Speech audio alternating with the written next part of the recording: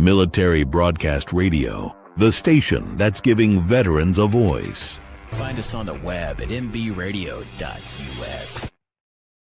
Think of all that time. Every wait in the winter. All that time. No one else saw. Every sprint in the summer. Think of every sacrifice. Early mornings on the levee. Late nights in the film room. Bus rides to playoff games. Every bump in the road. Every moment of ecstasy. Every moment of doubt. Years wondering. Is it all worth it? It's all led to this. Man, I got this. It's a 60-minute drive for a 60-minute game. After all the miles we've traveled, we're almost there. After all the hours we've worked, one more can make us legends. After all that time, this is our time.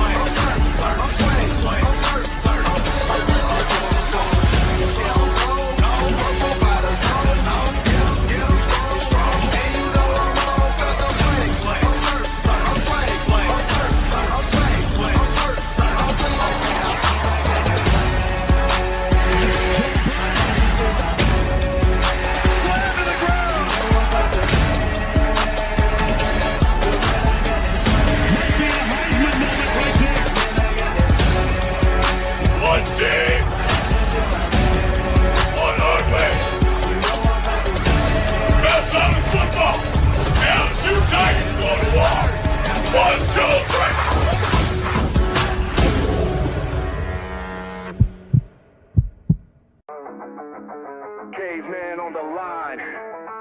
H.G got the stats. No filters, no suits, just facts on blast. He seems like no nonsense guy. Like re-emphasize that for the Saints fans out there on TikTok.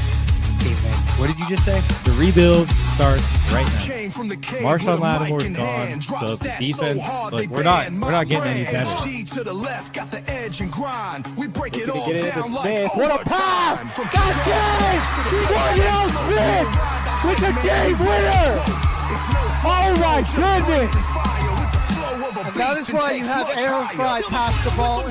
We roar from the base to the backfield floor. No filters, no fake control.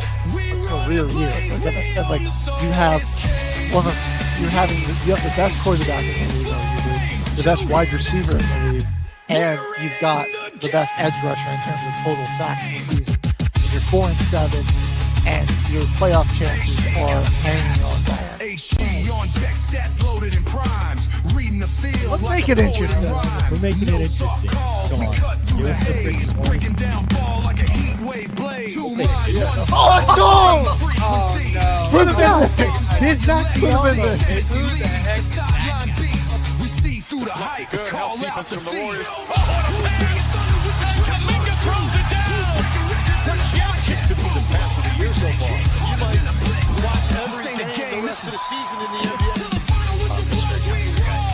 So don't you go saying that you're never going to see that. You're such a hater.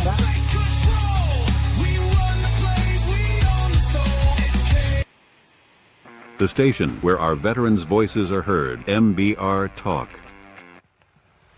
Hey, thanks for tuning in. Welcome, Quack. Program are those of the speakers and do not necessarily reflect the views or positions of any entities they represent. Find us on the web at mbradio.us. You are looking live at Till the Final Whistle, everybody. H.g and Caveman in the house, ready for another episode of Football Frenzy. But before we get into today's episode, we got some news. We're going to get this QR code loaded up, but our newest partner, Battleground Pro Wrestling, which I got the great opportunity to be the commentator for, new color commentary for next month. So watch out, everybody. We're Battleground Pro Wrestling on MB Radio TV. But we are helping get their tickets out there. We're going to get that QR code loaded up, and you can buy yourself some tickets to see them at the Greeley Rec Center in the last Saturday of October, which I believe is the 24th. So mark your calendars for their special Halloween event. We got to meet some awesome wrestlers. Joel got some stuff signed for us right here. We got Miss Evelyn Carter, had a win in her match here. Our pictures are getting cut out. We're just going to throw them up here later as well. But the matches on that card were sweet. The 4-hour-long event down in Greeley was pretty cool. It's pretty cool one. It sounds like a super exciting and fun league. That's right here in Colorado, nice and local. And yeah, I mean, they're just starting out. So I mean, like you have no idea what to expect from them. They can only go up, you know. Pretty big following though for being pretty underground, independent company. There was a lot of people there that actually, knew they had been following along through matches. So they were fully enveloped in the story, and they all knew what was going on. It was good. It was a good time. They let us out in the ring, throw out some stuff, got some ducks out to the fans and everything. It was a good time. Perfect. And you said those are going to be is this a weekly occurrence? It is monthly. Monthly. Every month on the last Saturday, and they take it December's off. So you got plenty of time to buy those tickets. This most recent Saturday was their last event. So you got about a month now to get those tickets ready for the next one. Perfect. All right. So yeah, make sure you stay tuned after our first break. We'll have that QR code and some more information about that stuff loaded in the StreamYard. Got off to a little bit of a rocky start this morning. We had a cord come undone. Computer died 10 minutes before we were about to start. Yeah. We were lucky. Bit of Joel a fire walked down drill. the steps. Right. He saved us, was able to get us going, so we're ready to go. Right as we right around 9 basically. And we're ready to get into another episode of Football Frenzy here, Caveman. Crazy week of college and pro. So much to discuss, so much to dive into. We're going to do as we always do. We're going to start on the college side. And before we dive into some individual matchups, here's a broader look at what happened among the top 25 this last weekend. So Friday night, 2 top 25 ranked teams go down. Arizona State, who despite not being ranked, was, right outside of it, is going to get back into the rankings after beating TCU 27-24. Big game out of Jordan Tyson. We'll discuss that. Florida State, maybe, not as good as we all thought. Shocking loss to Virginia. Awesome field storming at the end of that game. Tommy Castellanos, not looking too great. 46-38. The Seminoles fall. Then on to Saturday, starting near the bottom of the top 25. BYU just got snuck into the rankings, taking on our CU Buffs. Things looked pretty bleak for BYU early, but they put together 3 really solid quarters. Yeah, all you really need to have, if you're playing against Colorado, you just need to have a dual threat quarterback. Pretty much. Literally the last 3 games we played against dual threat quarterbacks, and they've just ran all over us. Thanks, Charles. We got the referee shirts going. This is officially the new attire of Till the Final Whistle, the debut episode right here today. So we'll be wearing these for the very foreseeable future. Patched and everything. Oh, they're sick. Then we go down a little further. Number 23, Illinois versus number 24, USC. Illinois, a big bounce back game for them. Yeah, this one was huge. 34-32. Good home victory after an embarrassing road loss. So maybe not quite yet ready to ward off the Illini. Yeah, they were able to just squeak this one by. After getting destroyed the week prior, really thought USC is going to come and just command this entire game. But we will dissect that game more in depth here in just a bit. Moving on to number 22, Notre Dame, a game that said they might want to be a little cautious of, could be a trap game going into Arkansas. Took no chances, blew the doors off of the Razorbacks. This game was basically over at halftime, and Sam Pittman, that performance that his Razorbacks put up on the field that day, got him fired. He's out at Arkansas. Our second head coach gone.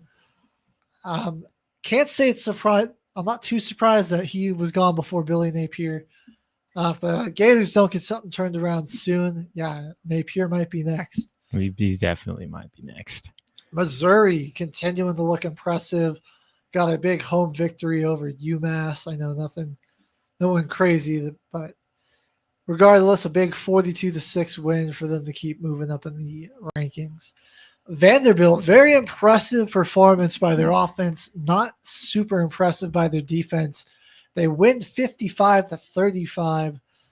Makes you a bit concerned about, how that defense is going to perform against some more high quality offenses, and is the offense going to struggle against high quality defenses? Could that be a problem?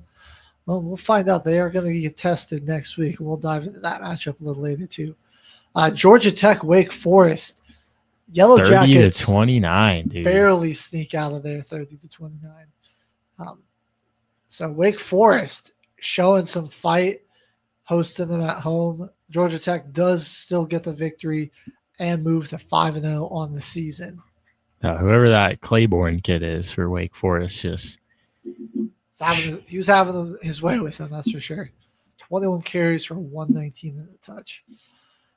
Tennessee, Mississippi State, a very good Mississippi State football team. Pretty good unranked team. For real. 4-1. Beat Arizona State in a very impressive game. We're hosting the Volunteers here. Got a lot of quality reps out of the running back Bothwell with $134 and 2 touchdowns. Man. But got the overtime win. Had to go to extra periods, but 41-34. Big victory on the road for the Vols as they look to keep pace in the very competitive SEC. Okay, man, I think we're going to have to take Arizona out of contention. Now they're gone. For the Big Ten. Definitely some issues with that team. Very just inconsistent offensively. Defense is solid. I think if you just had more consistency offensively, it might be a bit more competitive. But Iowa State really proven that they are one of the big dogs here in the Big 12. And, I mean, the team that I'm not taking lightly against anybody, one of the scarier teams that could come out of the Big 12 and go into the playoffs. I think Rocco Beck is playing really well, and they really seem to have replaced that wide receiver talent that they lost quite well. And a dominant home victory, 39-14 over the Wildcats. Indiana got a huge victory over Illinois last week, but Iowa, very good at running the football and real good at defense. Yeah. Yep, that's Iowa football. Sloppy, ugly game that Indiana got drug into, but they managed to hang on, get the victory on the road. Win it with a minute and a half left. Yeah, late touchdown to seal this one. Surratt with his 6 catches, 132 and a touchdown, looking very good for the Hoosiers. 20-15, Indiana takes the victory. Now we're getting into some top 10 teams here. Texas A&M, the number 9th ranked team in the country. This was a close one. Hosting Auburn, rather. Got it done against SEC defense, though. Real ugly type of game.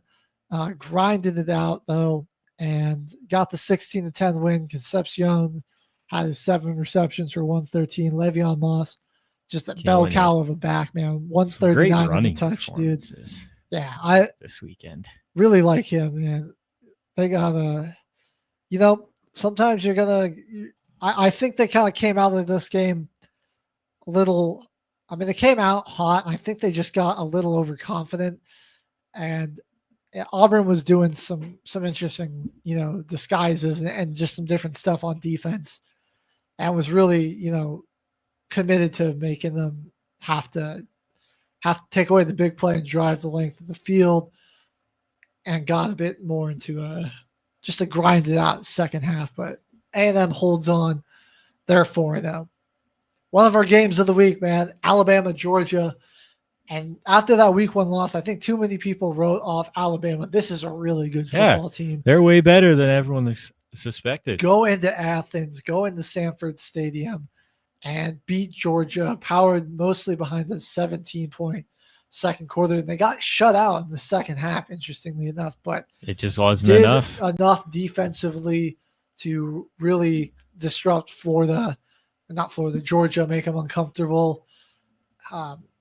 Ty Simpson, man, I like this guy a lot, man. He's a good pocket passer, strong arm, been solid. A lot of talent there. Alabama just certainly going to jump up a lot.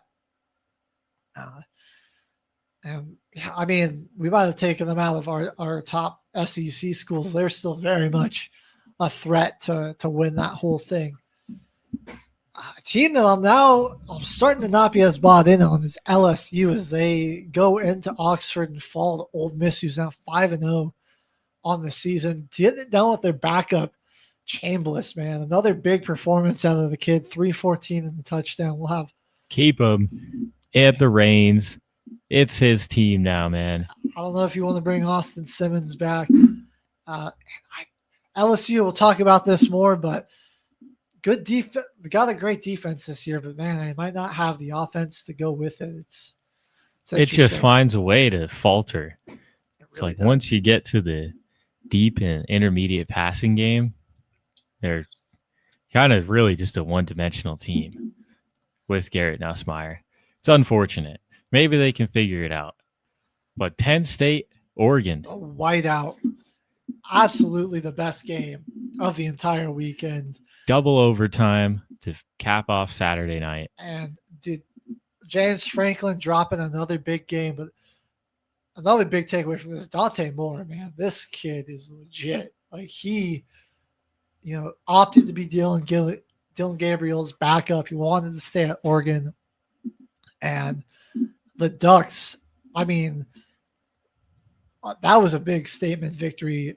A real, like, hey, we're title contenders, Wasn't sure. I think a lot of people knew they'd be good, weren't sure how good, if they were going to be, 14-0 national title contender good again with all the talent that they lost in the draft, but they replaced it really well.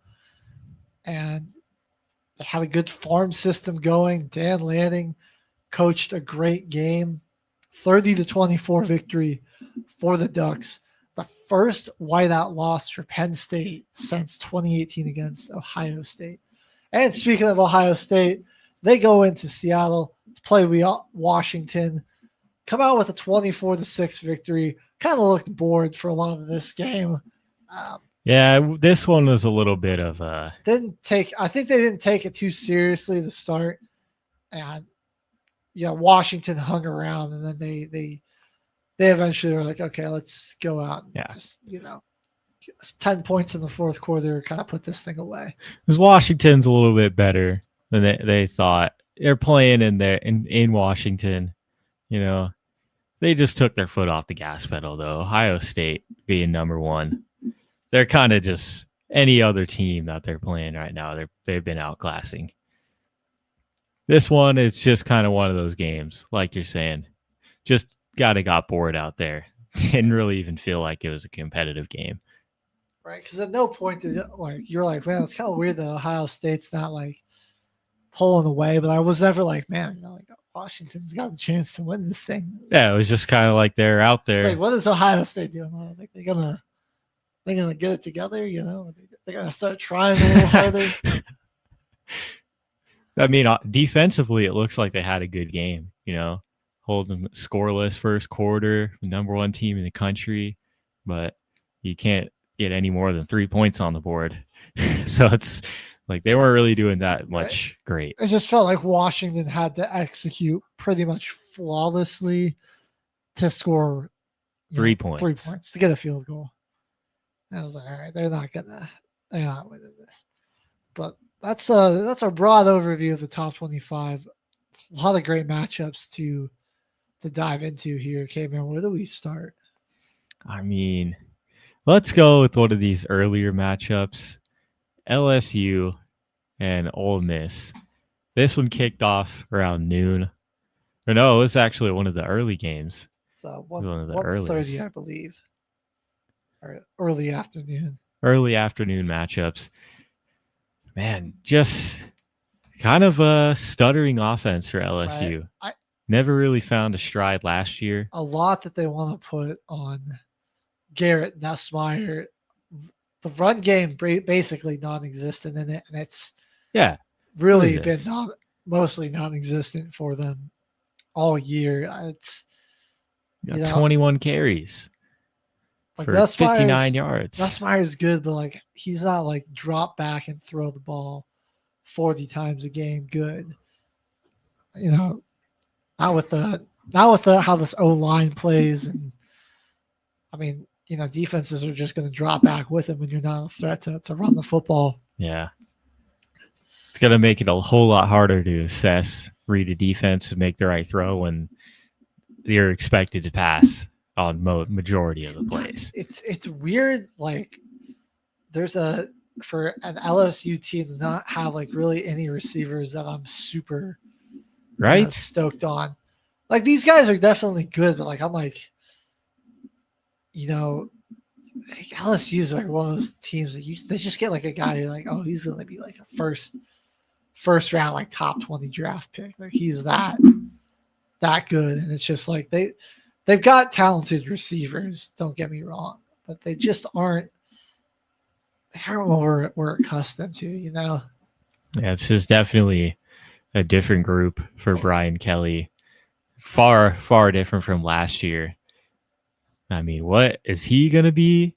Another coach that could potentially be on the hot seat? I know they're 4-1, but they're getting into conference play now. What's going to happen? Like, there's not going to be much changes with this offense, I don't think. Like, I don't know if they're really going to find a running game here with Harlem Berry or Jawan Johnson. Right. I mean, don't get me wrong. Ole Miss has a fantastic defensive front and great linebackers to boot with it. So they're not an easy team to run on it. I mean, like especially they're at home, fired up, running around. But same thing said for every other team in their conference too. Just not like nothing. That's why it sucks for them. Right. And there wasn't really like a single run aside from maybe when Caleb Jackson got a 10-yard rush. That's what you could hold your hat on from the running game here. That was one 10-yard run. And then just you go on the flip side. Chambliss, I think he just gives you so much extra with his legs because on top of 314 and the touchdown, he also gives, he gives the Rebels 71 yards on the ground. This guy's averaging 400 something all-purpose yards a game this season. Kawan Lacey picking up another 87. So I mean, just those two alone were really able to add a whole dimension of offense to your running game. Right, and like he's distributing the ball, getting it to a lot of different guys as well. He just looks very in command back there. One interception, but I mean, in a game like this, where with how well your defense is playing, you can kind of live with a mistake. Yeah, like that. Like a lot of 23-39, but a good amount of those completions were him, learning to be a little more cautious, protecting the football. I really think, Ole Miss probably has the best chance to win if he stays in, but Lane Kiffin indicating that might not be the case when Austin Simmons is back. And I mean, hopefully not, because Simmons was 4 touchdowns, 4 picks before he was benched.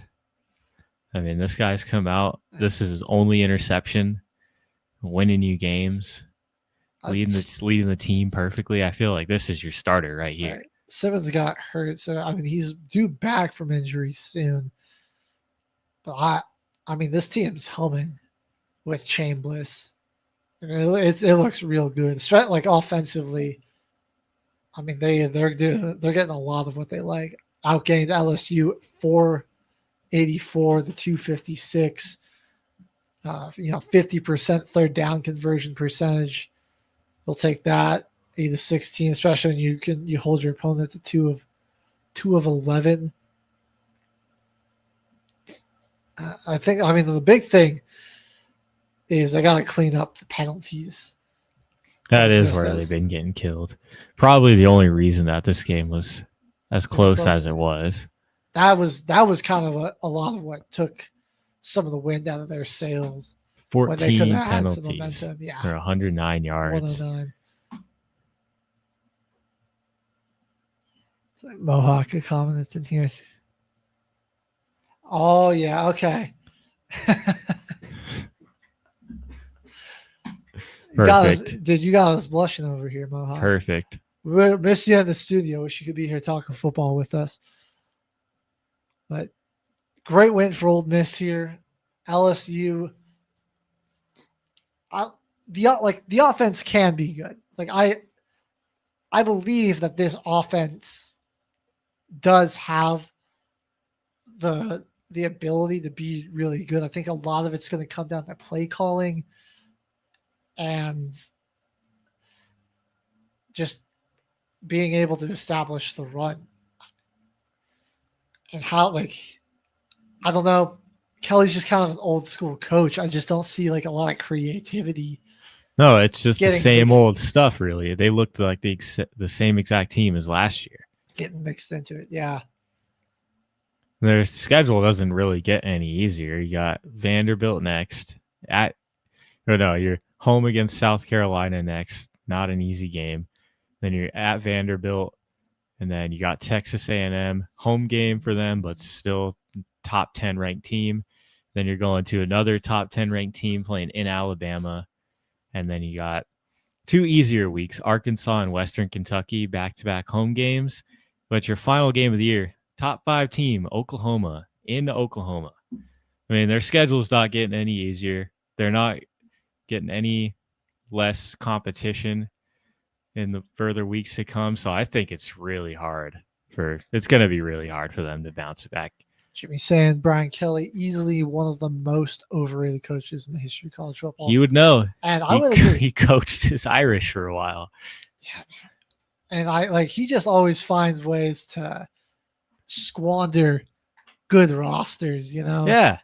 And he's not really I just don't I don't know why these big organizations or big colleges keep hiring him on, and that's probably where most of his ability to recruit comes from. I don't think he's a great recruiter or anything.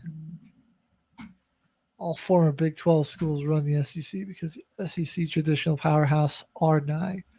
Well, that's probably the only positive side about this new NIL era. We're seeing new teams rise to the top.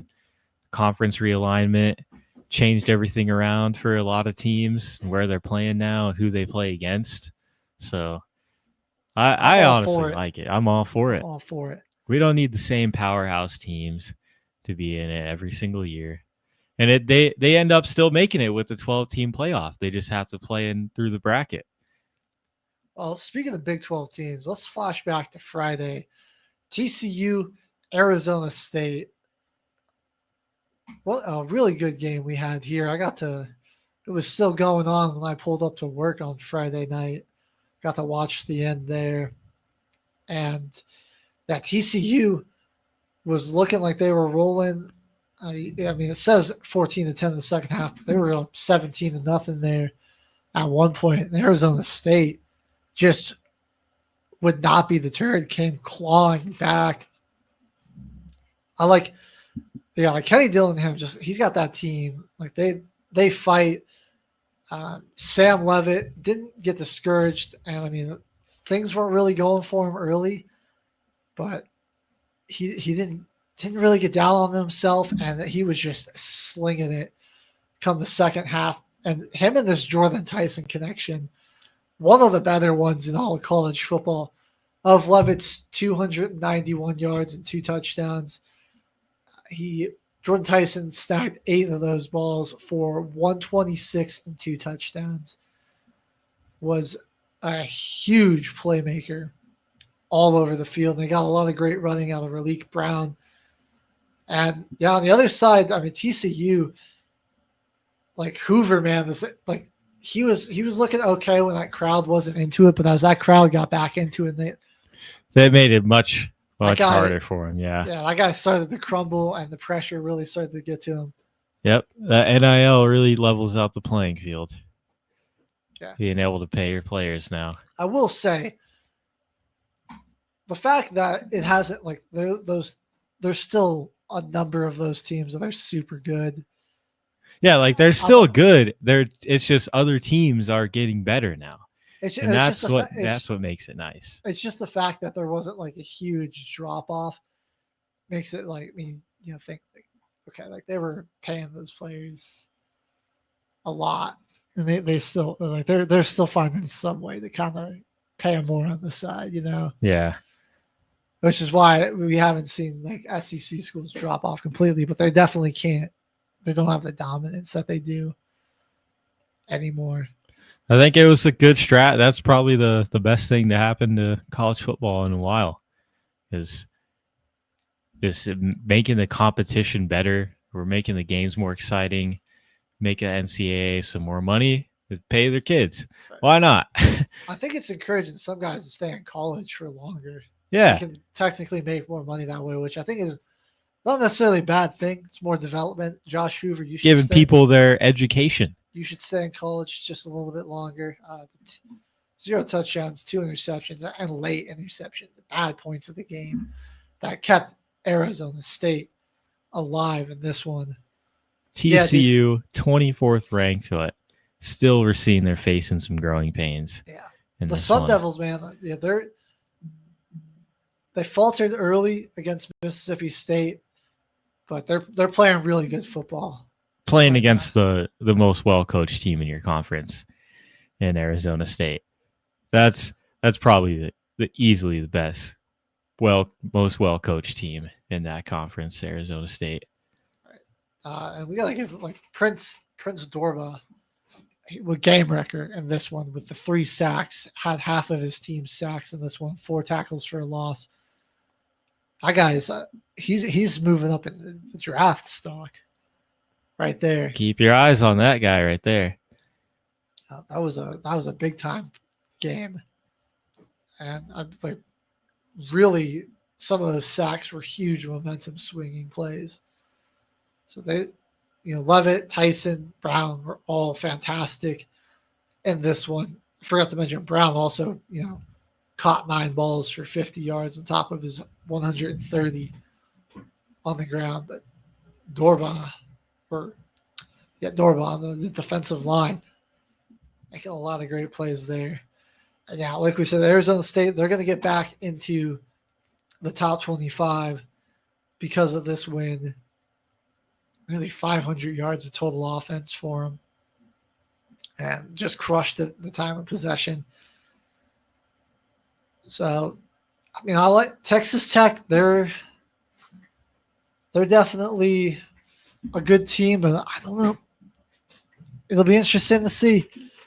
I really think Iowa State is a lock no matter what. I just don't see them not making it. I really think it's coming down between Arizona State or Texas Tech. So. But I'm not ready to – BYU showed some impressive things. I'm not quite ready to write them off. I think Houston could potentially and Iowa State get it going. So, yeah, the Big 12 is my 3 front runners at the moment: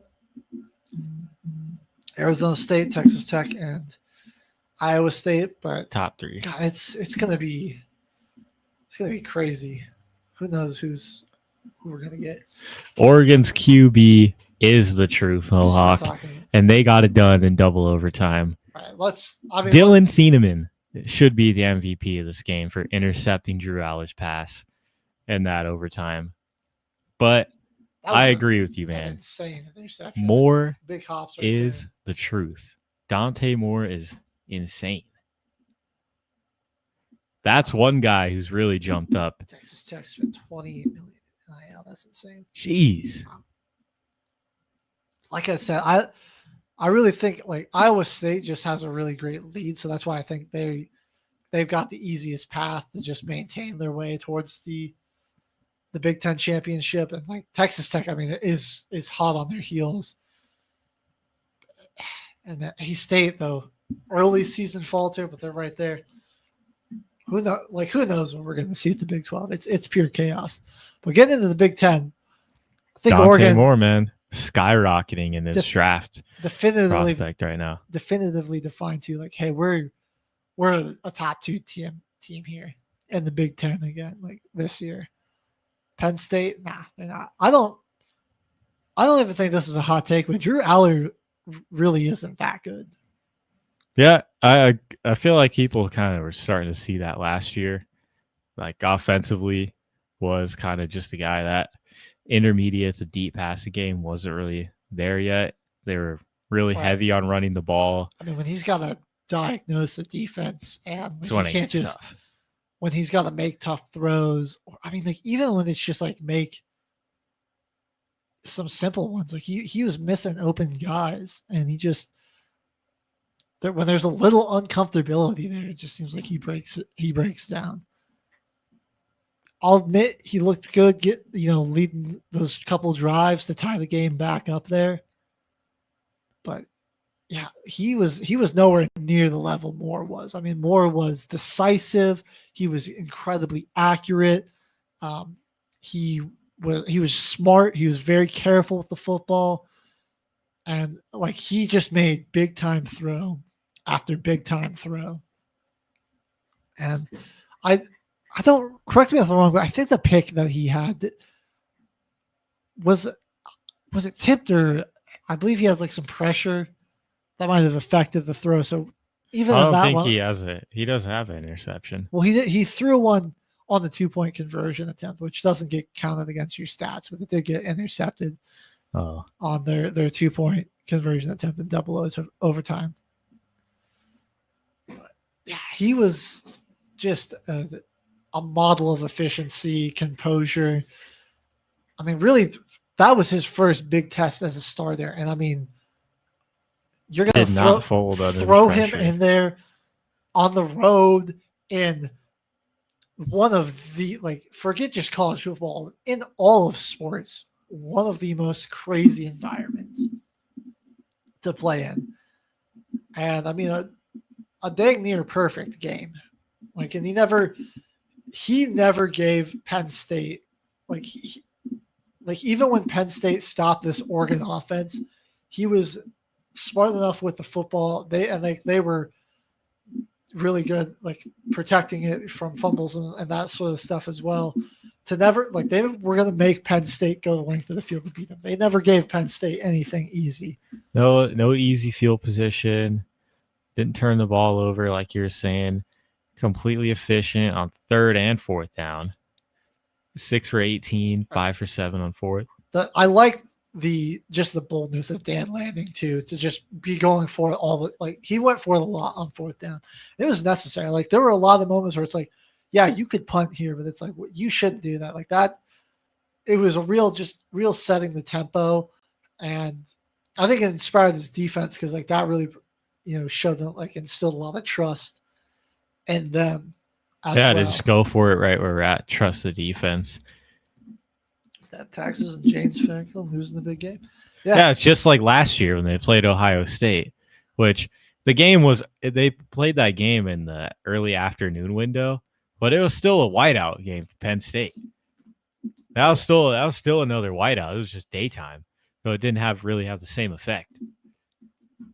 But another big time loss.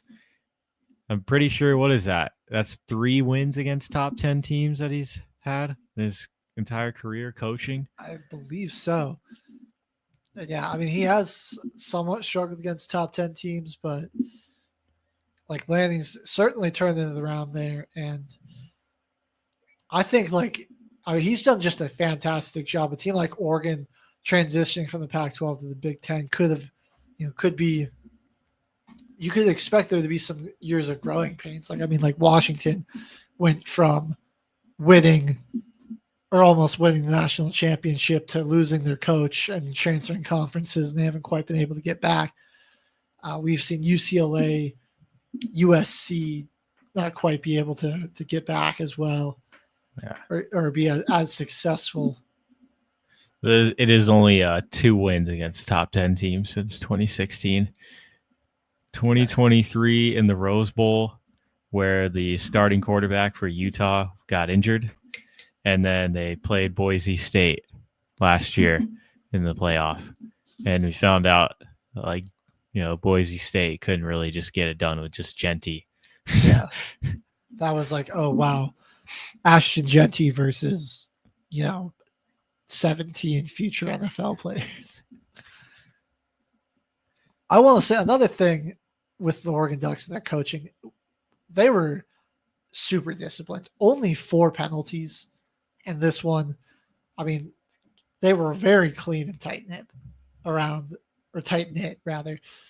just around procedure and everything. And they didn't let penalties beat them. They were able to stay ahead of the chains all game. I mean, they were simultaneously playing it very safe, while also with a great deal of aggression. If that makes sense. And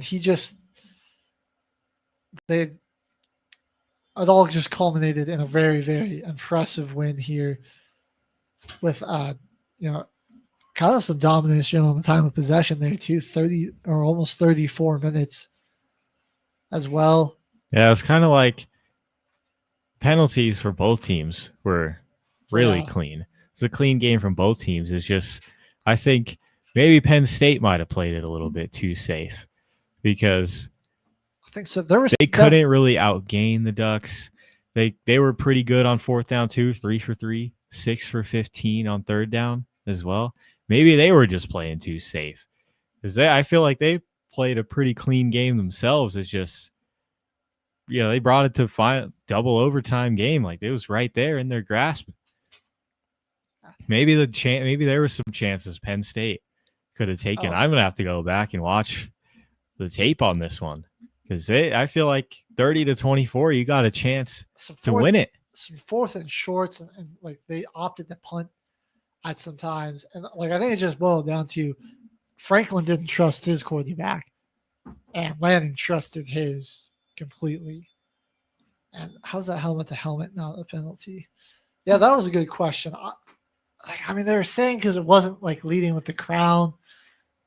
And I'm like, I mean, it kind of felt like he was giving himself up there, though. And like, I just like face mask to face mask. I mean, we've certainly seen something similar to that get called targeting before. So yeah, and I figured they were all about their safety. That like calls like that were majority going to go to being like a targeting or helmet to helmet contact. But I guess not. Also, got to give the Corian Moore, man. That guy's been special for the Ducks all year, and a lot of big moments. In this game, they went to him. He was their guy. Defenseless and already down. Same with Kenyon Sadiq. That's right, Jimmy. Right. I mean, like, I guess you could make the argument that he was in the process of sliding, but I'm like, I mean, at that point, like, he's given himself up. Like, let's. Well, when you're initiating that slide, you're already defenseless. When you've initiated the slide, the play's already dead. Even if there isn't a whistle, they're gonna penalty you no matter what. We've been going for a while here. We're going to go ahead and hit our first break of the day. We've got more college football to break down to, including a major upset on Friday night and a classic rivalry, Bama versus Georgia. Kirby chapter. Smart couldn't get it done. Another chapter in that one. So make sure you stay tuned. You're listening to Till the Final Whistle here on Military Broadcast. Shout out, Jimmy. We break it all down like over.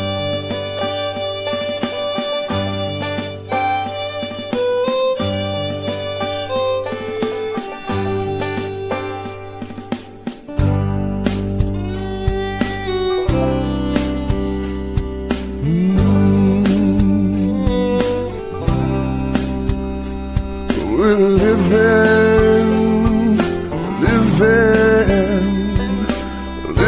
the American dream. I'm the American dream. Go to school, go to work, Sunday mornings choose a church, attend our games, our plays, PTAs. Drive our cars, flying planes, take the buses, take the trains, walk the beach, ski the slopes, living out our dreams and hopes. We're living, yes, we're living the American dream. We're the American dream. Thank you, soldier, sailor, airman, guardsman, and marine. Thank you all for fighting for our freedom and our dreams, protecting our Constitution, guarding our homes and towns, defending our shores, seas, and skies, and putting boots on the ground. Some gave all for me and you. We served the red, white, and blue, protecting the American dream.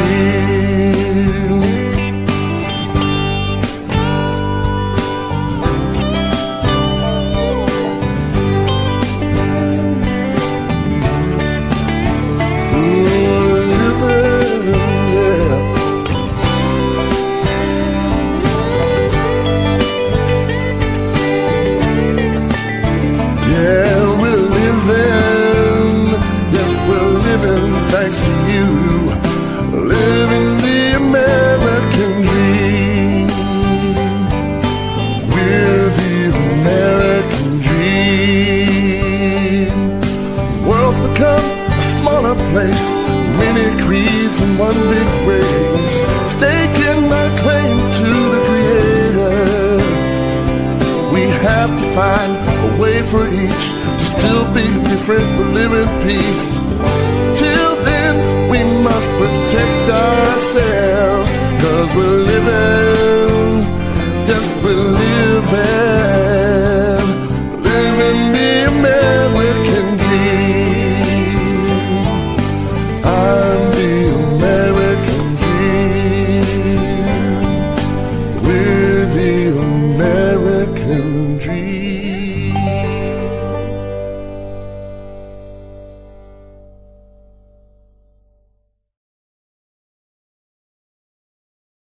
The station where our veterans' voices are heard, MBR Talk. Hey, thanks for tuning in. Welcome, Quack. Program are those of the speakers and do not necessarily reflect the views or positions of any entities they represent. The web at nbradio.u. You are looking live at Till the Final Whistle, everybody. The boys are back in the house, and it is time to jump right back into this college football coverage. You just missed us talking about Oregon, Penn State. Let us know if you think that was a helmet to helmet. Should that have been called? But I think we should go to Alabama, Georgia. Kirby Smart. Man, I'm pretty sure he's only beaten Alabama one time since he's taken over at Georgia. It's interesting. Can't seem to get it done against them, but wins a lot. Has won a lot of other big games, but Crimson Tide, they take him down. It's kryptonite. This was one heck of a game, though. Turned really defensive in that fourth quarter, scoreless from both teams. Excuse me. Georgia and their amazing running back having himself a game. That's one thing, a trend this weekend. a lot of these close games, the running backs, man, are going crazy. 119 yards for Chauncey Bowens. They didn't win this, but a big reason and contributor to why this was a 3-point game is this guy right here. Dude, like, does Georgia finally have an elite running back? They're a team that always get good running backs, very serviceable ones, above average. But even like Trevor Etienne, think back to even like Sonny Michel, like those guys a lot, but they weren't. I never really considered them to be like elite college backs. But this Bowens guy looks like he might just be elite. They needed a lot of help from him.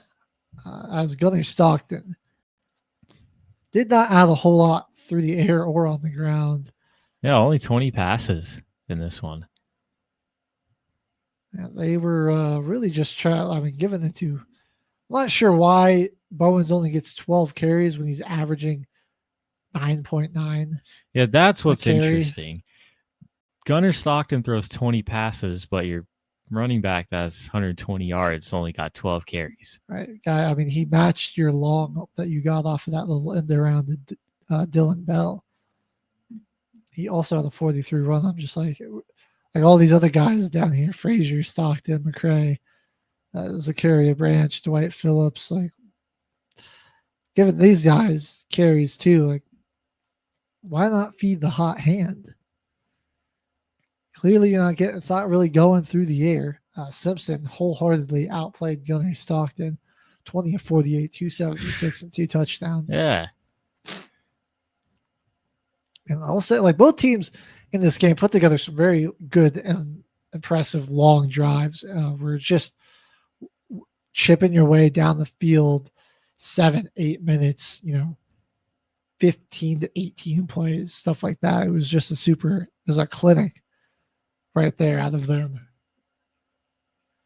And Georgia just, again, they didn't want to feed the hot hand. And I think that was where it really started to catch up to them. And it really looked like we were on pace for another shootout. This game was, 24-14 at halftime. Georgia gets a touchdown in the third quarter, but just the defenses came to life and started playing at a whole other level too. And then a whole lot less yards in the second half and everything there. That QR code is live, everybody. Top left-hand side of your screen there. You've got it up. If you want to check out Battleground Pro Wrestling, you can get your tickets starting today here on MBR. Sign up, man. It's once a month at the end of every month, last Saturday of every month. And you're getting yourself a good show. Great show. If you love some wrestling. Real ladders, by the way. If you're WWE using them plastic ladders, there was a real metal ladders they were using in those ladder matches in that main event. Shout out to the winner, new champion, Nikki Hyde, taking the W there. They're hardcore, man. So now you look at the Bulldogs dropping to 3-1, getting their first SEC loss. Look ahead to who they've got coming up. Old Miss, that's a game you got to circle now too. They're beat them last year, and they did have to go on the road. They'll be having the benefit of hosting that one. Texas, interesting to see how they are coming off of their bye week. Mississippi State, that's a tricky team. So a couple of definitely a trap game. Couple of other big games.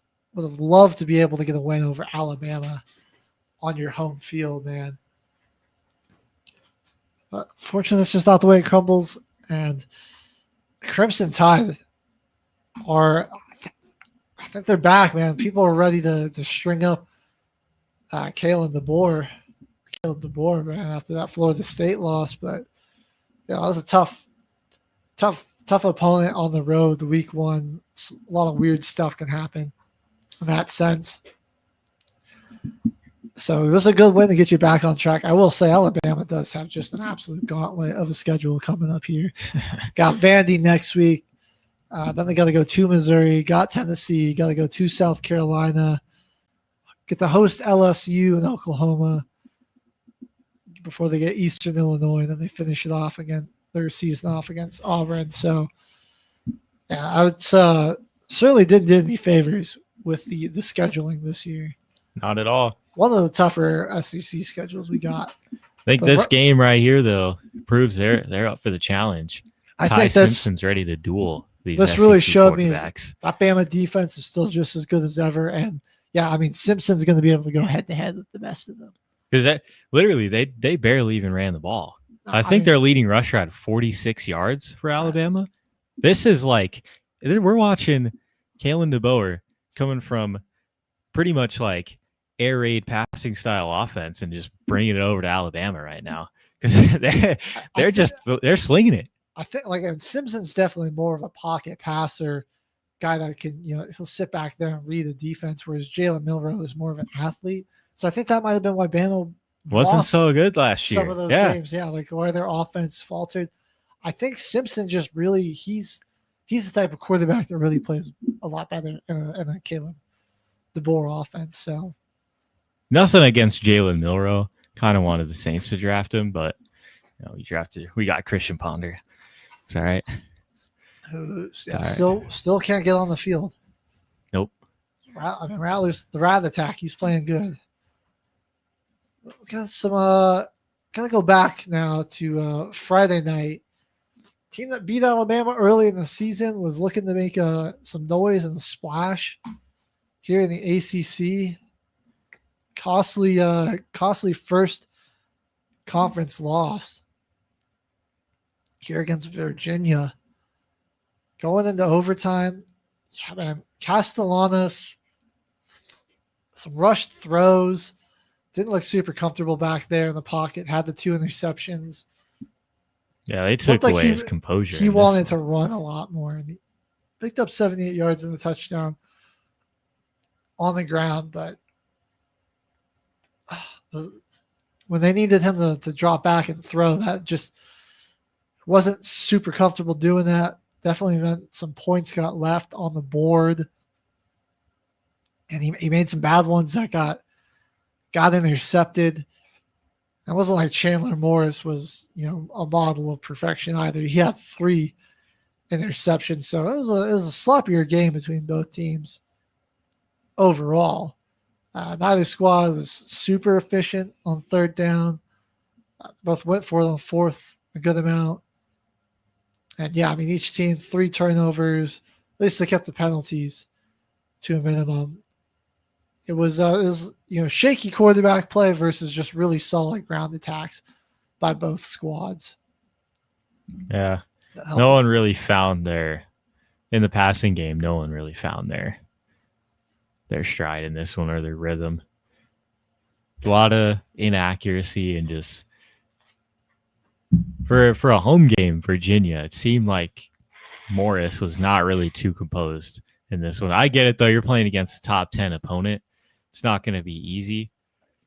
Antsy is the word I would describe it. He just was like really wanted to make things happen. And he did have 5 touchdowns in this one. He had 2 in the air, 3 more rushing. Ground. So he did make up for the picks and certainly made up for his mistakes.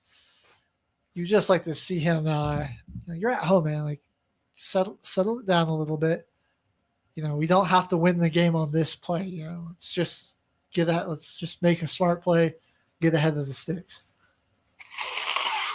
This Virginia team, I'm pretty sure their only one loss is against another team that they probably shouldn't have lost to. All right, let's see who they. My computer is loading it up right now. I just clicked on them, but we'll see. NC State. Yeah. Who's not looking too great. Their coach might be on the hot seat. Game that just kind of got away from them on the road there, that's for sure. Like this Virginia loss for Florida State, that really kills them. That really hurts them later in the season. If it's going to come down to matchups, that's going to hurt them. They're still, in the ACC, I want to say that they still got a good chance with it, but Can this team knock off Miami, though? I'll be honest. I mean, like Miami looks super good. Georgia Tech is definitely scary. Like Because they don't want Georgia Tech to run it all over them like they did last year in Dublin. People are sleeping on Louisville too, man. Definitely a better football team than people undefeated. expected as well. Right, like that's a good team that could really cause some problems for some people. And call me crazy, Duke might just be like a dark horse candidate for the ACC. I mean, they're 2-0 in conference play, 3-2. I like it on the year. Yeah, they got worked by Illinois, dropped one to Tulane, but when they got in the conference play, it's like something just kind of like clicked for the Blue Devils. And I mean, yeah, they'll get some challenges against Tech. They got to go to Clemson. That's a hard schedule for Duke. Holy crap! Yeah, they'll have Virginia. Got to go to North Carolina. So certainly some tests there, but they got a huge win in Syracuse, beat them 38-3. So certainly not like great to get this type of loss. They just beat Syracuse, who just beat the crap out of Illinois. What the? What is going on in this? The ACC is weird this season. It's crazy, man. It's all over the place. Up is down, left is right. What's going on? I love it though. That's the chaos. It's carnage and chaos, football. Baby. That's what we're looking for.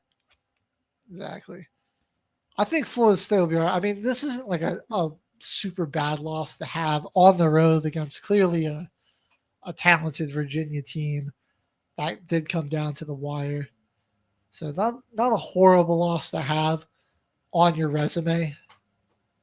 It's just and like you still got a good chance at that second spot there. You got, I think they got Miami next week, so that'll be. Ooh. I mean, like that's where this loss does kind of hurt. Where it's like, oh man, like you would have loved to get that win before you gotta take on Miami. You do get to host them, but like, man, all of a sudden you could drop like your first two conference games, and then you're fighting uphill the rest of the season. And it's like, it's not a super hard schedule after Miami. It's Pitt, Stanford, Wake Forest, Clemson, Virginia Tech, NC State, Florida. But I mean, then it's just like, it puts a lot of extra pressure that you kind of don't want some of these younger guys to have on the back of their mind of like, oh man, we're 0-2 in the ACC. Could be interesting to see how that affects the Seminoles. Another conference where it's chaos, and like I think like there's a clear front runner, but who's going to come out of nowhere to be that second team that goes to that championship? I don't know yet.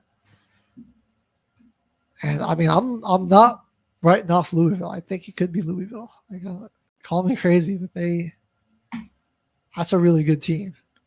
Keep a close eye out on this, on the ACC these next coming weeks. I want to see how that shakes up. Flash down to the 10:30 or the noon window. USC, they were complaining about how they had to go across the country. They were playing a game that kicked off at 8 o'clock Pacific time the week before. Now they're playing 9 a.m. Pacific time. They're the following week, and it's like, yeah, you do got to feel for these schools. It's like if only there was like a conference that was kind of just composed of like teams that were like out on the West Coast, near like the Pacific Coast. Like you could have like 12 to 14 schools in like California, Oregon, Washington, maybe some like Utah, Arizona, Colorado. Like they could have just like played conference games together. So that way, you're not traveling super far. Playing a night game on the West Coast one week and going out for a morning game on the East Coast the next. So it's unfortunate. There's nothing like that for this. It's almost like for those conferences. It's almost like they chose to leave that in scenario as well. They have to be in the Big Ten. They have no choice. There was no way they could have prevented this. All shade aside, though, big win for the Illini to get back on track. Just one of those where you're just like, wow, it's just kind of crazy that they won this. I mean, it was super evenly matched. They were a lot more consistent throughout the game. Illinois was. There was definitely some missed opportunities in that first half for USC that could have swung the momentum in their favor, and so they were kind of playing uphill all game. Absolutely no defense, which is even if you're the winning team, I mean, you gave up 490 yards. Oh my God. Total offense.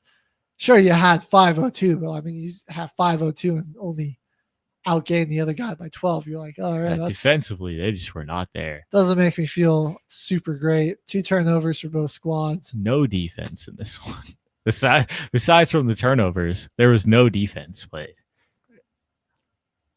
I still think Mayava did have one interception, but man, he was really good in this one. 364 and 2 touchdowns. Fairly accurate for the most part, throwing 43 passes. And Mekhi Lamont is just, again, a real revelation. It sucks that they weren't able to pull this one out because he had one of the more incredible receiving performances, really of the season. 11 catches for 151 and 2 touchdowns. He's just really been a big revelation for them. Another guy, I'm like, wow, he's creeping up on those big boards.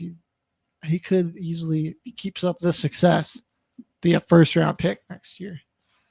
Then on the flip side, Altmaier did get a little bit, not banged up, but they actually ran a trick play. It was right, Hank Beatty, the 3-yard touchdown pass. So the tight end out there getting involved in the passing game. Altmaier and the offensive line, big improvement for him this week. Only 1 sack given up.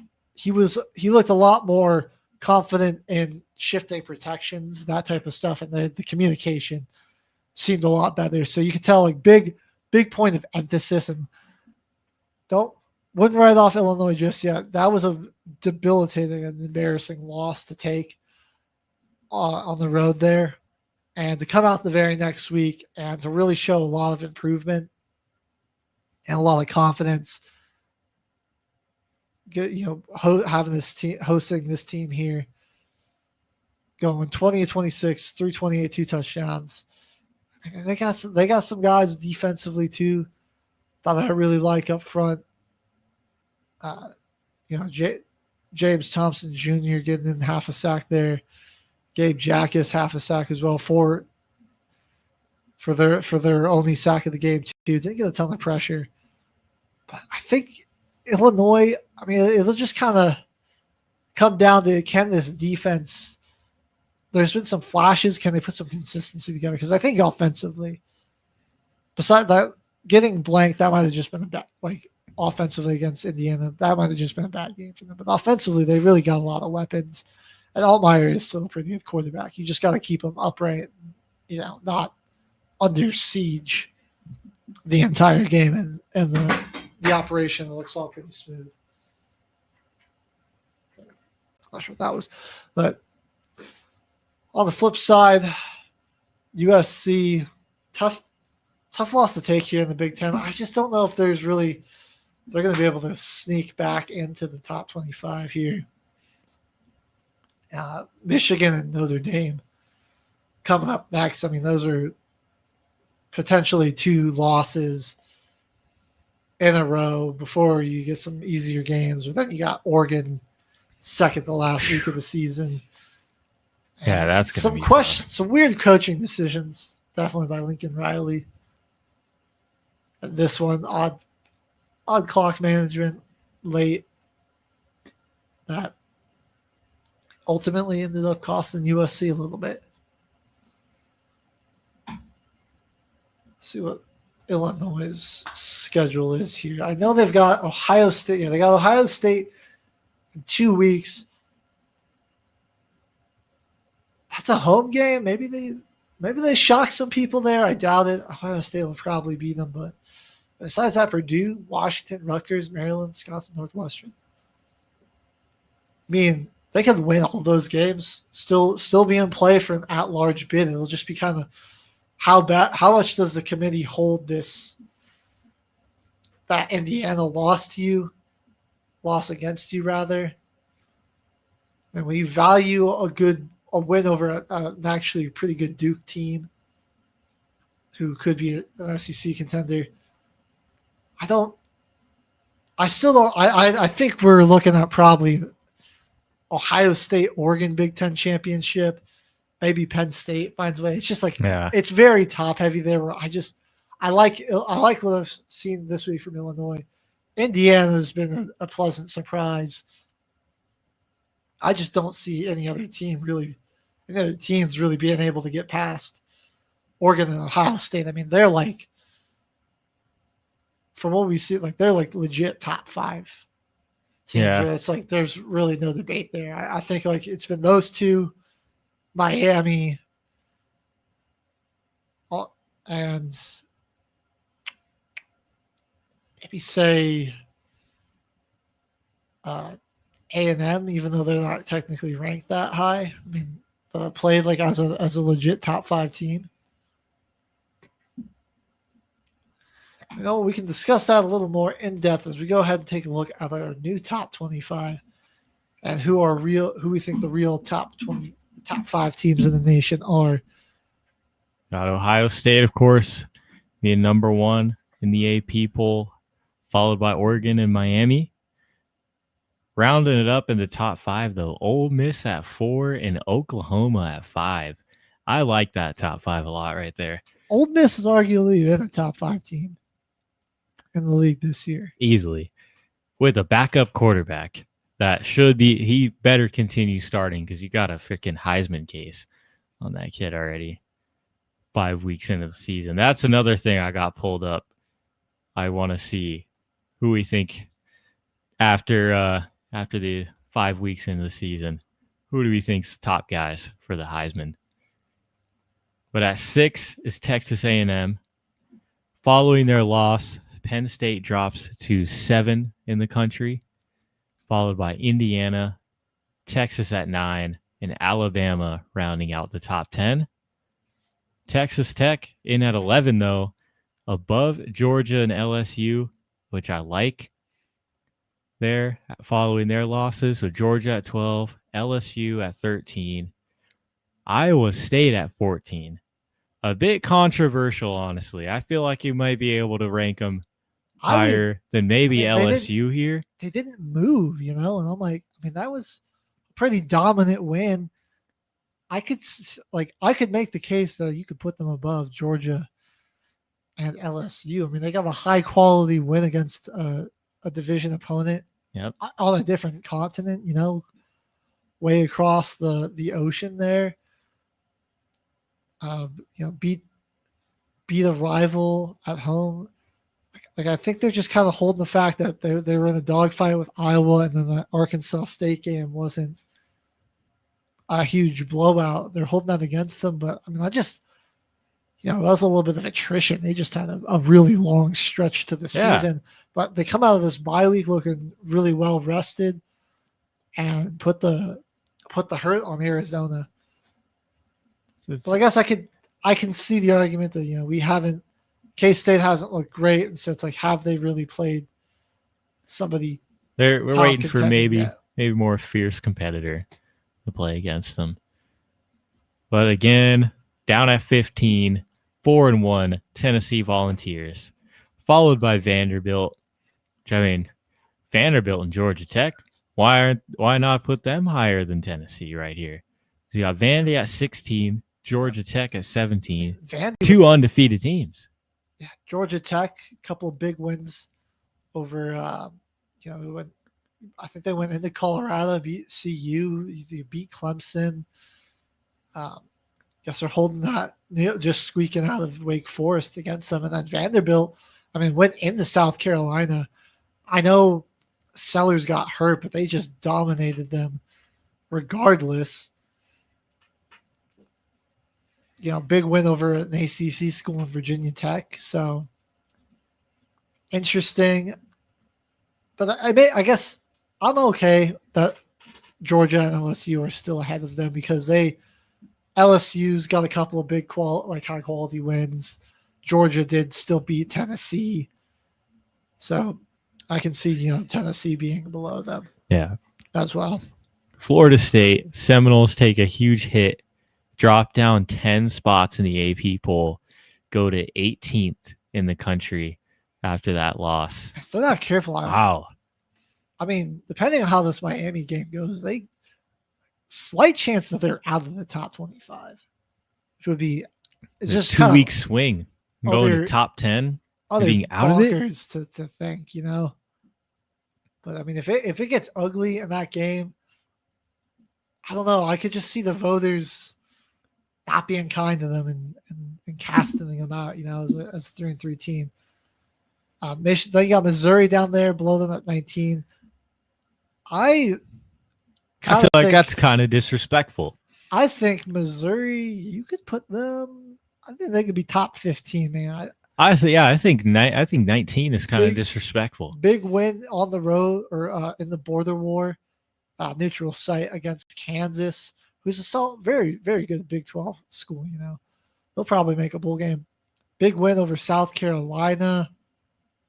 Again, I guess that's who have you played, but I could put them above.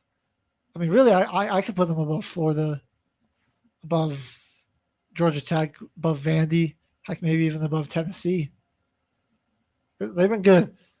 Let's see who they got coming up next here, because they got Alabama, not next weekend, but they're on their bye this week. But then after that, they have Bama, so that's good preparation going into a big game.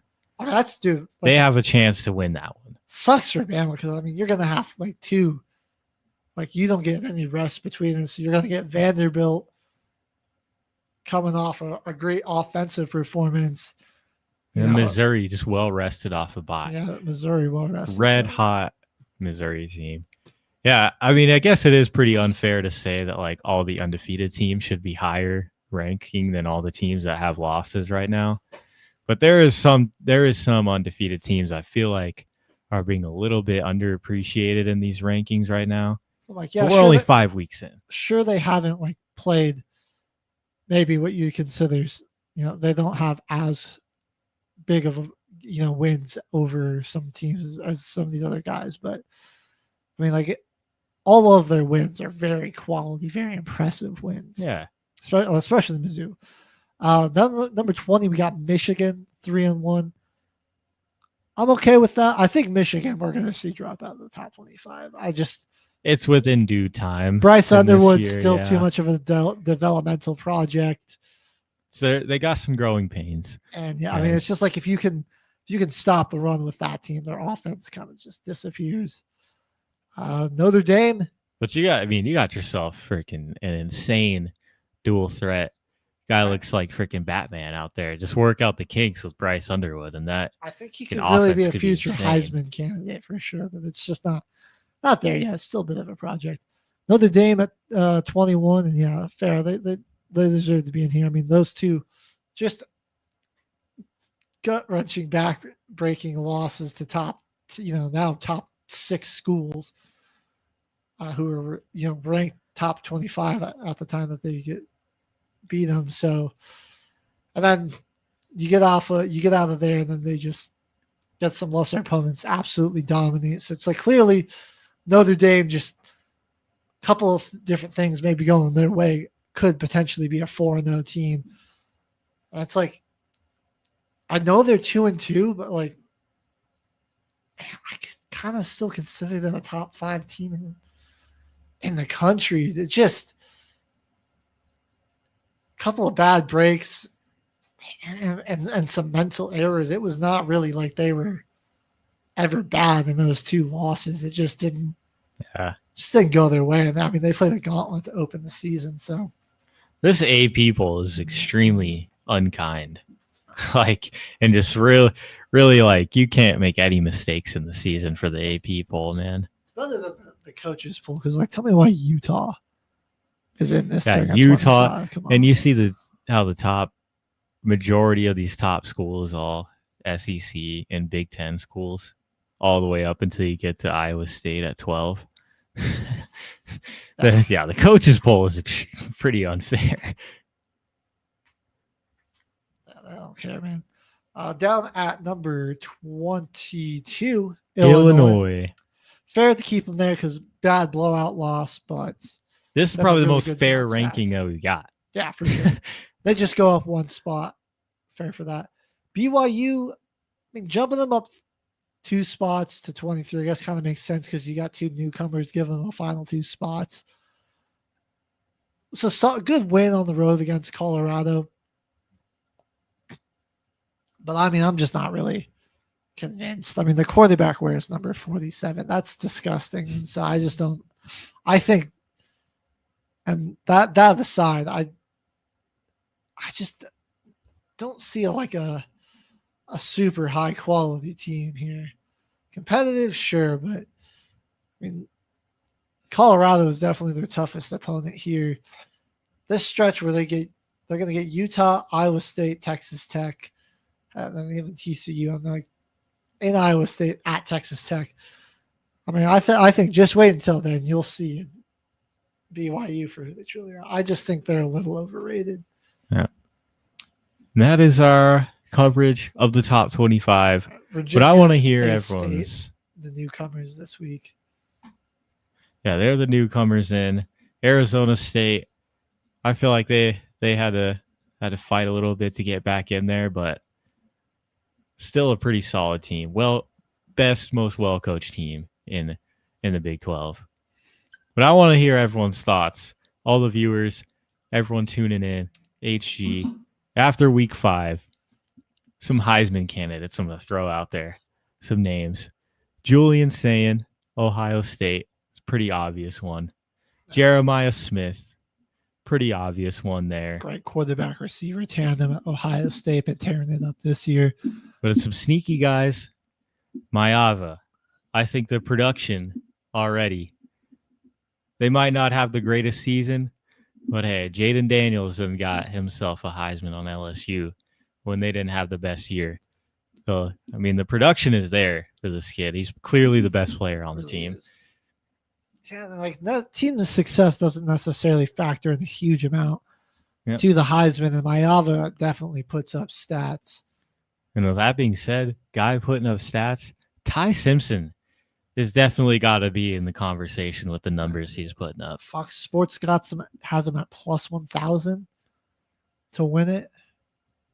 Yeah, I don't hate that. I mean, he's looked really impressive. I just like he looks very in command back there, and he's genuinely pretty accurate, and I mean it gets that offense humming. So tough stretch. We'll see how will he be able to. I mean, I think if he can put up some big numbers against some of these teams he's got in that tough stretch, definitely gonna jump him up a lot more. Top 2 guys, Carson Beck. That makes a lot of sense. Dante Moore, though, taking over the top spot after that big win. Yeah, I mean, I could see it. Oregon's an offensive system that just is going to generate a lot of stats for you, especially if you're the quarterback. Some other front runners right now. Indiana's Fernando Mendoza. Kind of like that. He's been playing pretty well. John Mateer, even. I mean, Trinidad Chambliss could be one of the names we could be talking about here soon. I see Diego Pavia on Marcel the list here. Reed. Great, some good dual threat quarterbacks there. Arch Manning, Gunnar Stockton. I don't see it. Again, Sam Levitt, I think, is just too inconsistent. Finds ways to win games. Same with like Haynes King, where it's like they find ways to win, but it isn't always like pretty. It's not the prettiest. CJ Carr, Jeremiah Love, both down there. I mean, yeah, certainly possible for those guys to start. I think Love, I would put him a little ahead of Carr. A lot of big names on here. Who are you guys leaning to for Heisman? I mean, who do you like? Give me give me who you think is likely to win it, and then throw out like a fun dark horse. I still think like Jeremiah Smith. I mean, he's just insane. I really think there's a good chance that he wins it, especially like he's gonna get some big primetime games against some top, defensive talent in the country. And I mean, like if he shows out and stats it up in those games, I mean, like he's gonna just soar up in the favorites right now. But yeah, I mean, like a fun for me, somebody that I could see definitely flying under the radar, a little bit of a dark horse candidate. I mean, I'm gonna go with Jeremiah Love. I mean, I just like he's so explosive, and I think like Notre Dame is gonna. They know they got to win a lot of games. They're gonna play like their brand of football, which is smash mouth, run the ball a lot. Just a lot of opportunities for him to tear up some teams. I mean, they're not playing a ton of extremely difficult defenses the rest of the season. I mean, I know they got USC coming up as one of their matchups, which when I saw USC give up a ton of points, and it's like some of the other guys. I mean, they get Boise, NC State, Boston College, Navy, Pitt, Syracuse, Stanford. I mean, dude, like he could run roughshod over all those teams. Yeah. So I'll throw Jeremiah Love as a little dark horse Heisman candidate. What about you, Caveman? Dark horse candidate for me. I hope that this guy stays in and just keeps on statting it up, and Ole Miss has a great year. I want to throw in Trinidad Chambliss into that list. Dude, love it. I mean, 450 yards per game and passing and on the ground. He's looked like a Heisman, dude. Dude is statting it up and playing against some solid teams already. Against some quality opponents. Yeah, for sure. Then if he keeps the starting job. Who are some of those guys at the top of the list that you think have a more obvious favorite, but that you're leaning towards? Well, honestly, John Mateer. Oklahoma could be real sneaky in the SEC this year. Really, really sneaky. We haven't seen him play any of the top dogs yet right now, but I feel like he very well could be statting it up for the rest of this year. Well, let's take a look ahead to next week. Who do we got? Or also Dante Moore. Don't forget about that guy. All right. Well, there's some of the big matchups that we got going on next week that you should keep your eye on. I mean, Texas, Florida, be interesting to see how Texas is looking coming out of that bye. Vanderbilt, Alabama, rather. Big game there. And the SEC. 25 matchup. Bigger game for Vandy, really, I think, than Bama, man. Like it's Bama's gonna certainly remember what you did to them last year. Huge ACC matchup: Louisville, Virginia. Louisville hosting there. Virginia. I mean, it's time to see if you're legit, and I think like it's Louisville could be time for them to make a statement. So keep your eyes on that one. Big 12 matchup. Didn't mean to say big that many times. Sorry, folks. Texas Tech and Houston. That's a tough road matchup for Texas Tech here. Cougars looking to potentially play a little spoiler there. Keep an eye on that one. We've got Miami and Florida State. Massive implications in this one. Going to be all eyes on that one for sure. And I mean, A&M and Mississippi State could be A&M looking to get a bounce back. But Mississippi State took Tennessee down to the wire, has played some spoiler for some teams. So those are some of your big matchups in the top 25 next week. Definitely been a great year for college football, though, I would say. We've had a lot of upsets in these first 4 weeks. The carnage and chaos is here. I mean, we're in tune for a good season.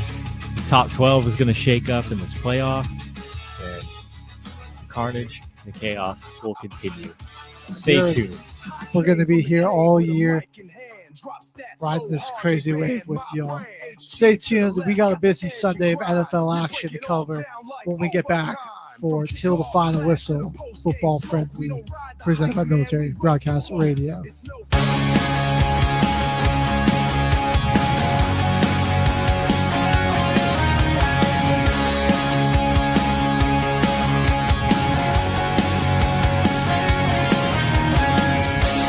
Motorcycle wheels and highway dust,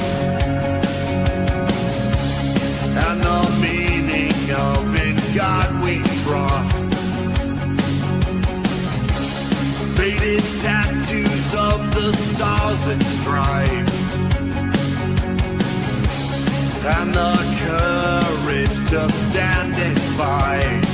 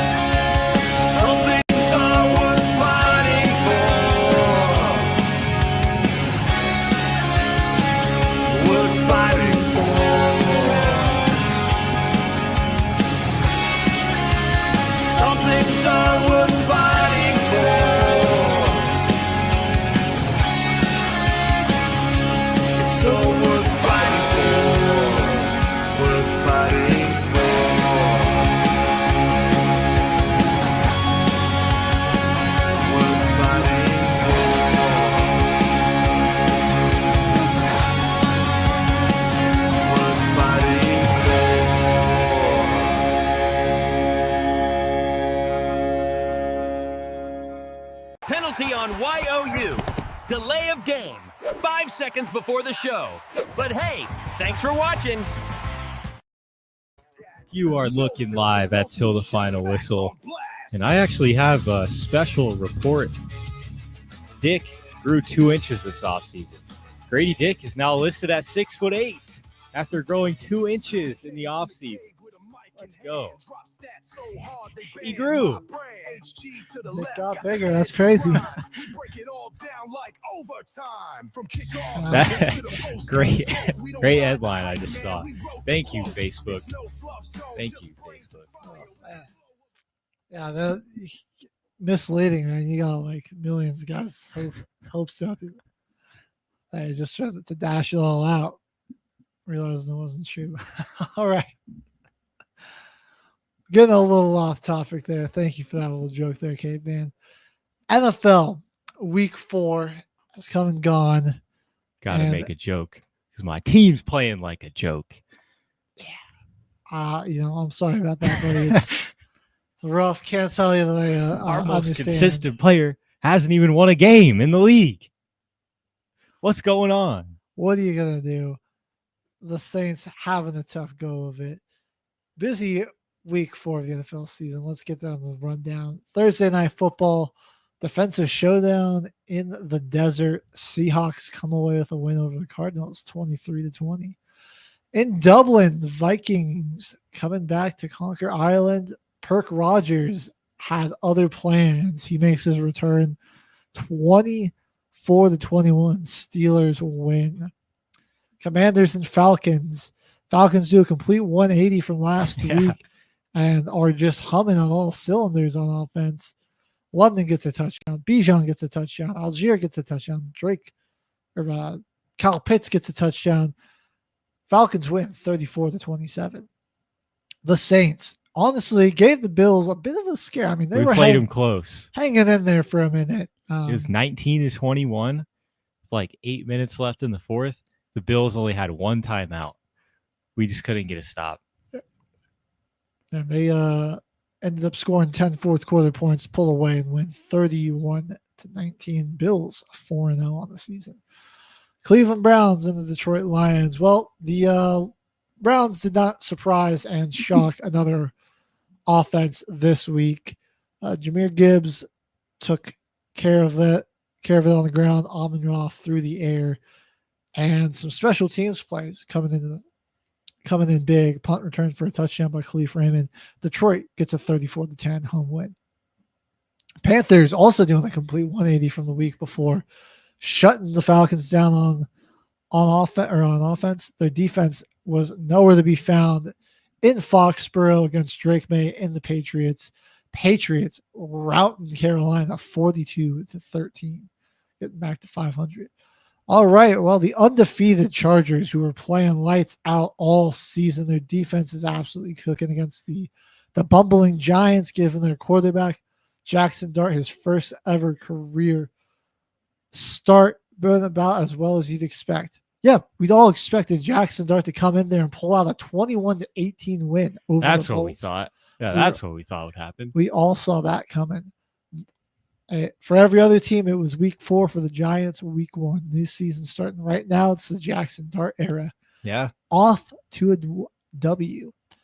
The Eagles and the Buccaneers. Jalen Hurts is a terrorist, a passing game terrorist, but despite that, his team is 4-0 as they get a big road win, 31-25 over the Buccaneers. All right. The Booty Bowl. The Titans and Texans, 2 0-3 teams squaring off. Houston finally getting some stuff going. 20 fourth quarter points.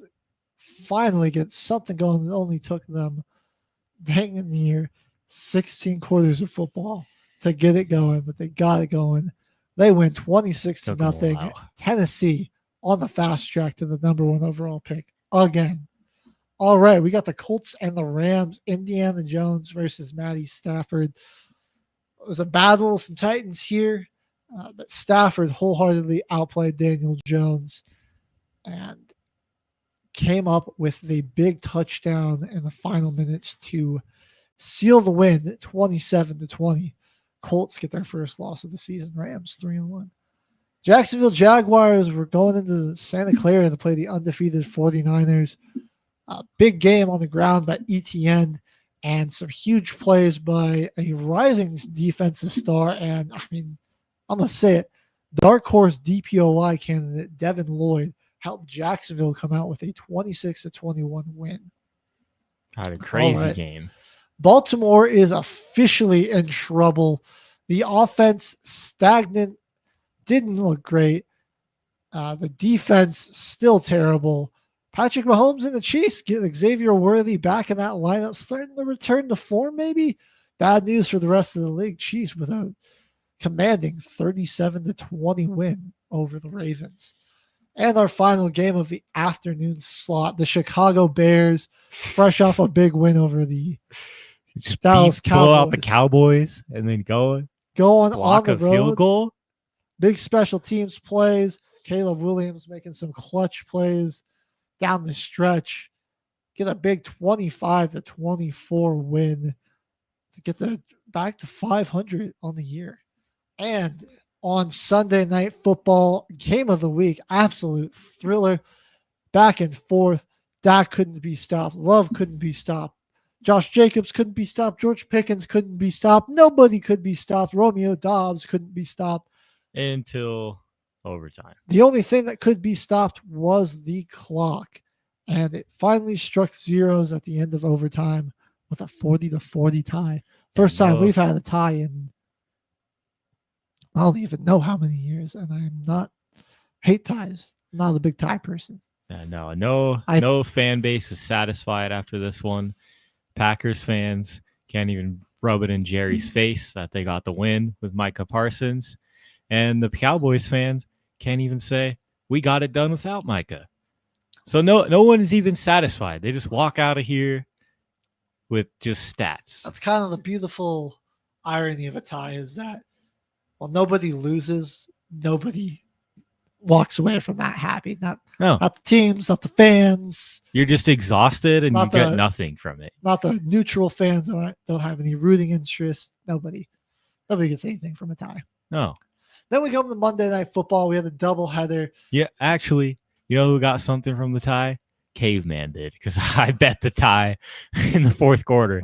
I got $40. And Scoregami lovers got something from the tie. 40-40 tie is Scoregami. That has never happened before in NFL history. So something a little positive to take away from that game. Monday Night Football, the Dolphins finally get their first win of the season. Mike McDaniels might have saved his job for a little longer, but they kind of had to sacrifice Tyreek Hill's knee in the process to get a 27-20 win. Final score makes it look a little closer than it was. Dolphins were in command for most of this game. And then speaking of in command, my Denver Broncos, gave up 3 points on the Bengals opening drive and then just dominated them the rest of the game. I think we saw Cincinnati quit on Zach Taylor in the real time in this game. The Broncos seemingly could do no wrong for most of this game, aside from, one missed deep pass and a red zone interception. But they come away with a big 28-3 win. That's what happens when you spend your entire bankroll on 3 guys. Well, 4, because they signed Trey Hendrickson.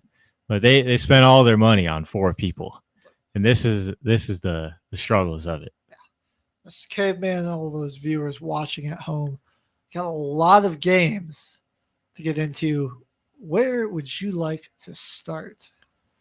I gotta say it. I am freaking absolutely. I don't know who. Brian's what's his first name? Staley. For used to coach the Chargers. Oh, Brandon Staley, the new defensive coordinator for the Saints. I'm so tired of watching your scheme, man. It's terrible. Like, the fact that we have Cameron Jordan and Carl Granderson dropping back into coverage just makes absolutely no sense. That's why we lost this game, because we have Carl Granderson dropping back into coverage and Dalton Kincaid sneaking up on a wheel route wide open for a touchdown up the sideline. Right. We got a fat guy out in his zone. Well, and correct me if I'm defense. wrong, but he was playing that like he had safety help over the top, and the safeties the safety over there immediately bailed from that spot. Yeah. Bailed to the middle of the deep middle of the field. Immediately. Was nowhere even near it. So I'm just exhausted watching that. Bad coaching. Guys don't know, who's got what assignment. Like watching. Big reason why team is 0-4 at this point in the season. If we had the personnel to be running a defensive scheme like that, if we had an insanely athletic group of edge rushers that we could put out in coverage like an outside linebacker like that, but we got pretty much a 40-year-old fat guy and then Carl Granderson, a fat guy. Like they have no use in coverage other than just keeping things in front of us. And at the same time, it's just not working when it's guys that are just there. Carl Granderson is pass rusher and a run stuffer. We got to just let him do that. All right. We're giving our rookies a chance. Jonas Sanker with the pick. We're not making any trades right now to try and get like a veteran on our defense. Give the young guys an opportunity. Isaac Iadom was not on the field for this game too. I was so happy to see that. Got Quincy Riley in the game in this one. So we're making the right steps, but putting those two guys into coverage is just a freaking terrible decision. A real emphasis on wanting to run the football this week too. $189 on the ground on 34 carries. And we mixed it up. Half that's Kendre Miller getting like 70, 80 yards. Also, like Kendre Miller, that guy needs more touches. He was looking really good. I don't think the Bills' run defense is any slouch. I mean, they still got Ed Oliver there in the middle. I mean, there's certainly. He was actually out for this one. Oh, he was. Yeah, that's right, he was. So that did help a little bit there too. But I think like a guy like Greg Rousseau is still pretty good against the run. I mean, you got like AJ Epineza there in the middle of the field. Is he? What's his name? Matt Milano. I think he's still hurt. So that does. He was also out. Yeah, that was a big help for us. They were two of their best defensive players were out. So I mean, good game planning there offensively by Kellen Moore. And, who's your guys' OC now?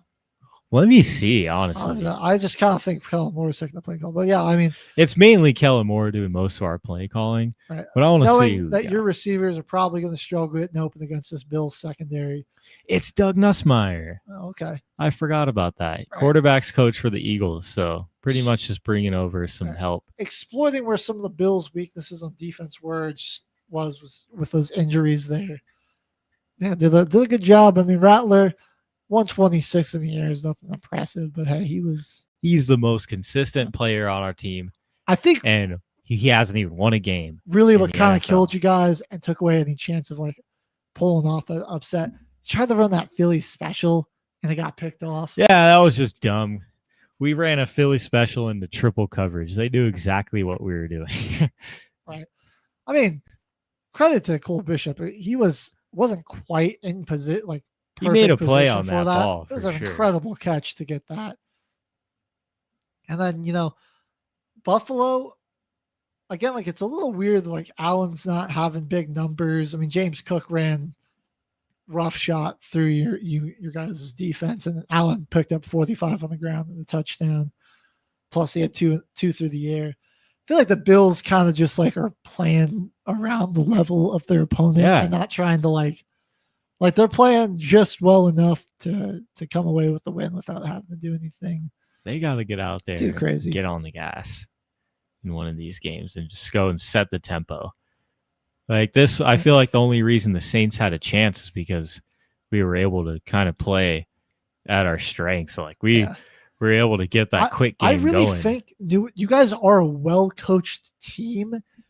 You're lacking on like extreme talent in a lot of areas. It's literally all it is. We have the wrong guys doing the right things. That's why I think Kellen Moore is going to be an elite coach. Like he's got Spencer Rattler. Second-year quarterback with no wins. We don't even huddle. We do quick game the whole way down the field. He's certainly got something going there with Rattler for sure. I mean, he he made people think Jalen Hurts was a top 5 quarterback and got him to win the Super Bowl. So, like, this Jalen Hurts slander, HG. I'm sorry, but we're gonna talk about that game next. I don't know if you have anything else you wanted to add here. Saints suck. Yeah, that's one thing. Bills have a real shot to be 7-0 by the time they host the Chiefs, because their next games. Patriots could be tough, but that's a home game for them. And they got to go to Atlanta, to Carolina. But I think, they should take care of those two teams. A couple of primetime games coming up for them. Then, the time they play the Chiefs on my birthday, actually. Hey. Awesome birthday win if you beat the Kansas City Chiefs. Come on, Josh Allen. We know you're watching. 7-0 playing Kansas City. Then you beat them, be 8-0, and then potentially 9-0 by the time you get another real test in Tampa Bay. Home game where they could win that. I think they'll probably lose, but they're better than a lot of these teams, like Texans, Steelers. After that, those are road games, but they're much better teams there. The Bengals are in shambles. Maybe the Patriots get one of them at home. A tough defense like the Browns. I honestly think Josh Allen, the Eagles are a better team, but Josh Allen's the better quarterback by a mile, by a continent. He's a better quarterback by a continent than Jalen Hurts, which could be, and it's a home game where they could play the Eagles. I'm not don't entirely rule out the possibility of Buffalo undefeated season or a 1-loss season, somewhere around there, dude. They need to just put BTA to one of these teams, though, coming up before they play the Chiefs. It's just kind of interesting. They're going to get shocked by the Chiefs. Yeah, they did not really get a tough schedule for being a first-place team. I know. It's just kind of crazy. But, I'm talking bad crap about Jalen Hurts. I'm going to get into why. First of all, I got A.J. Brown in fantasy football, and this guy does not. So do I. MVR league. It is enraging me because A.J. Brown, when you were throwing it to him against the Rams, he was going crazy. They had no answers for him, dude. And that was the offense for the Eagles that looked all year because he was forced to throw the ball to him. Jalen Hurts, this guy's not an elite quarterback. Your team puts up 31 points and you win on the road, despite you not completing a pass in the second half. He was 0 for 8 for 0 yards in the second half. He did not complete a pass in the second half, and they won the game. The first half, I would say, was pretty good sorry. for him, but the second half, you're right. No, he didn't. You think Patrick Mahomes gets a win if he doesn't complete a pass in the second half? You think Josh Allen, Justin Herbert, you think any of those guys? He's just got the squad. He's just got the squad. The Eagles are the Avengers crossing universes and teaming up with the Justice League, bro. They're every comic universe. You got squad. You've got you've got Superman's, Green Lanterns, Thor's, Hulk's, Iron Man's, Batman's, and then Jalen Hurts is there as Jimmy Olsen, bro. Hey guys, there, hanging out. Jalen Hurts, he's just there as the arms fall off guy. What's his name? I don't know. I don't know what to tell you, man. Only 130 yards, 2 touchdowns, but those were essentially handoffs to Dallas Goedert. It was on the fake tush pushes. The one where they set up a screen, and I gotta stand up for this because he doesn't even throw it like a typical screen. He underhand pitches it. He's watch this. He goes that. That's how he threw a touchdown pass, was tossing it over to a guy like that on the screen, and then Goddard breaks 2 tackles to get into the end zone. And then the other one was just a little shovel pass towards Goddard. And the Eagles offensive line just parted the Red Sea. Powers through everybody. Yeah, he just walked in. And then they ran a fake tush push to get Saquon a touchdown. He's great with his legs, but he does not consistently have to play well. It's it's just kind of dumbfounding that his stats aren't even better because he's behind an elite offensive line. You'd think with like the pockets that he has, he would still put up some numbers. And now, Brown's pissed. He's tweeting some stuff on X. I've seen it. Throwing some shade. Dude, their offense looks completely different without Kellen Moore, though. Like, they don't look nearly as successful as they did last year. Like, Saquon, thank God, love him, but he's not even going to come close to where his rushing yards were last year. Dude, thank God they were able to keep what's his name? Vic Fangio as a defensive coordinator. And then they lucked out in getting Jihad Campbell. That guy's already playing like a yeah, he got the pick in this one. Yeah, already playing like a star. Andre Makuba, he also coming in like right away, just into the starting lineup, not even missing a beat there. And you lose some guys on the edge in Sweat, Milton Williams. Josh Uche comes in, Moro Ojomo, they just all the even guys that you haven't even really heard about. Zadarius Smith is there, just adding pass rush. Yeah, they just have depth and just have people.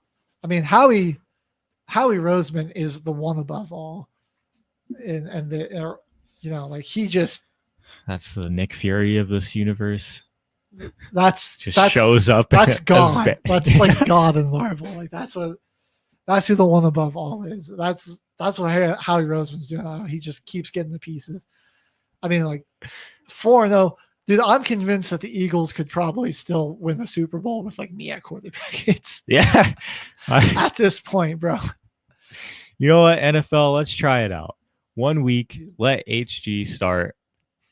Let's test that. I mean, dude, I can probably throw checkdowns and hand the ball off to Saquon all game while my defense carries me.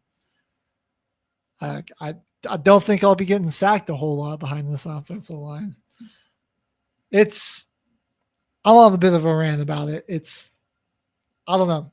They're just one of those teams, man. They win, and people really. There's a lot of discourse around Jalen Hurts, and I'm like, I was just looking at it. He's not doing, most games, he's not doing what the other elite quarterbacks are doing. And there's no problem in you just managing the game. And I mean, he doesn't turn the ball over. He protects the football.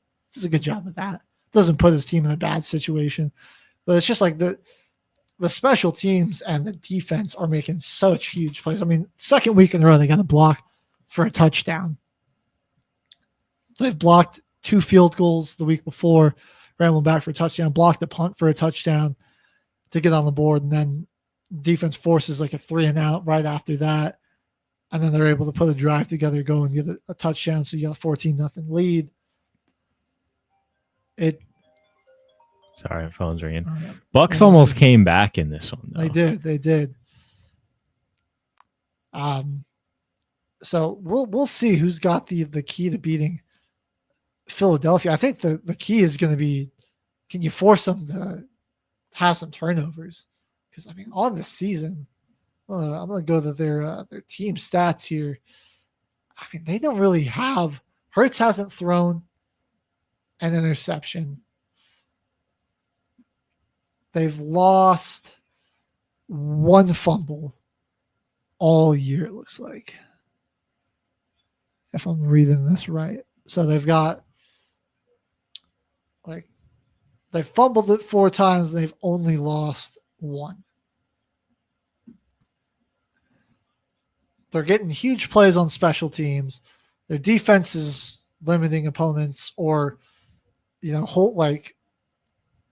only surrendering points once the offense has been able to build a big enough cushion. It's just unreal what this Eagles team can do.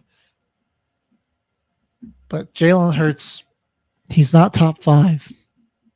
He's not top 10. I'm sorry. I know he beat Mahomes in the Super Bowl, but he got Mahomes just got dominated by a 4-man pass rush and everything. I had to get on my soapbox about that. Hurts is, he's enraging me a little extra because of what he's doing to A.J. Brown. I'm just going to be honest. That's the fantasy manager in me coming out. So where are you where do you rank Jalen Hurts? Because I've been going off on the guy. His team is winning football games. I got him pretty high just because of that. Right.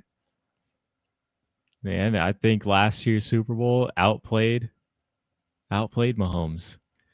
At the end of the season last year, with the right play calling from Kellen Moore, they opened up their passing game. And they've opened it enough, I think, just to win the games. That's really all they're doing. I think he's an elite game manager, but I mean, put him on the Saints. Do the Saints do they have any wins, or are they still 0-4? Probably 2. Probably 2. Oh, I mean, I think they'd still be 0-4. I'm not gonna lie. We probably beat the Cardinals, and we probably beat the Niners. Maybe. I think I'm just not seeing it. I don't see it. I don't think he would. I don't think it would be any different with Hurts or Rattler back there if you gave him that exact same roster. Jalen, I would love for you to prove me wrong too, but like the first 4 weeks of the season have been a rough watch if you're a fan of good quarterback play. All right, I'm hung up on that one for a while. We're gonna move on to Thursday night out in the desert there. That Seahawks defense, man, this Seahawks team, they might just be legit. A good 1-2 punch of K-Walk and Zach Charbonnet. I like that defense under Mike McDonald. Boy, do you think Baltimore misses that guy? Yeah, they just got to stop. They just got to stop not trying in the fourth quarter. They kind of let Arizona back into this one and just took their foot off the gas a bit. And then right when they needed to, got exactly how many yards they needed to get the 52-yard. Jason Myers go out there and boot the 52-yarder to win it. All right. They got 2 interceptions in this one. Myers was hitting smelling salts before that field goal, getting 6 sacks in this game as well. JSN, I mean, the Cardinals just committed heavy to containing him, and then late in the game, I mean, they gave him like some one-on-one opportunities, and he just burned. What was that guy's name? Max Melton, I think. Which was, I mean, a primo matchup for him. You kind of have to put as many guys as possible when you don't really have like too high of a number one corner on your team. Because JSN, his route running is just too clean. He is just too precise. He's just too precise with it. He's getting away from anyone. This Cardinals offense, man, they are suffering from a lack of effort, dude. Like, I don't even think Murray is necessarily being that bad. I mean, he threw it to the right window. Where's Marvin Harrison going? He stopped running. What the heck? I can like the one where he stopped running the route. I can kind of, somebody was showing the all 22 view of that, and you can think like with a quarterback like Murray who scrambles a lot, like Harrison saw the pocket maybe breaking down and thought Murray was going to scramble, and so his thought was to break it upfield to try to give Murray a place to go, and instead Murray was anticipating him to keep coming on that route. But then the other one was in his hands. He just bobbled it straight to the defense. He dropped it. It hit him right in the shoulder pads. Like, this Arizona offense is going to significantly hold back this defense. Like, if they could just, I mean, I don't know who their OC is. They need some better coaching. Like, whoever it is needs to be fired. They need a new play caller there, because it's just not, they just don't look well coached. I mean, like, Murray is just running for his life, and it's like guys are running their route for the most part and then just kind of stopping. It's like, all right, I'm running the hook. Like, I ran my 10 yards and turned. Like, I'm staying here. Like, you're covered, dude. And the Seahawks are getting pressure. Like, move. Like, give your quarterback somewhere to go. It is Drew Petzing. Drew Petzing needs to be fired. Because if you look at the Cardinals defense, you look at the way they play and who some of the guys they got on here, the way they can generate pressure, dude, they got some dogs. Like, mean, they brought in Josh Sweat. Calais Campbell's still playing at a super high level there on that defensive line. Dalvin Tomlinson's very great against the run. Baron Browning, he's got electric speed off the edge. And then, I mean, in this secondary and this linebacking core, dude, like Jalen Thompson, he's a really good player. Akeem Davis-Gaither. Mac Wilson's been like a revelation for him. You still got Buda Baker, Denzel Burke. I really like Xavion Collins. I think is a super underrated player. Like, and if you watch like the Cardinals defense play, like this is a good defense. They have a ton of speed. Jonathan Gannon's a good defensive mind. They're well coached on that end, and they make some big plays. It's tough for teams to move the football on, but the offense does them no favors most of the time. It's honestly a proving year for Petzing. It's his third year in the NFL. He's one of the youngest offensive coordinators, least experienced. He's kind of been on those prove-it deals like every season because last year, turnovers, lack of scoring, just overall no protection for Kyler Murray. And this year, it is kind of the same thing where like turnovers, I mean, lack of scoring. They're not great on the offensive line. That's for sure. I think also Cardinals didn't have a ton of penalties, but man, when they did get penalized, it was like it would just turn like a third and short into a third and medium to long, or it would wipe out a good play, bail out the Seattle when they had a bad play. Just a lot of issues there. I don't feel bad. Again, I think he's going to get fired, but he really did a good job on that defense. But they just, maybe with the Bosa injury, they can finish above the 49ers, but I highly doubt it. Yeah. All right. Going to Dublin now. Dude, freaking Steelers. Steelers and Vikings. Fraudulent team, dude. You almost got beat by freaking Carson Wentz. Wentz was, despite throwing 2 picks, just going crazy. Statting it, bro. 350 and 2 tutties. Those you just had to be a little more careful with the ball there. Jordan Addison, he got pressured a lot. Looking a little slow in his return. I mean, he got a wide open pass and he got hawked down by, who was that? That got hawked down by Peyton Wilson. Sorry. Jettas, man. I think you keep what's his face in the Wentz because despite the pressure kind of making them give the ball away. You're in these games with Wentz. The offense, like he's pretty confident with it, and he's like he'll throw to the left side of the field. Jefferson, Addison, they're both back. I think like he's just going to give you a much better chance to win. Hawkinson, probably one of the most involved he's been in a game this season, aside from getting the touchdown last week. Yeah, Rodgers, man, super accurate, 18 to 22, only 200 yards, and 80 of those came on that touchdown to DK Metcalf, where Metcalf did most of the work.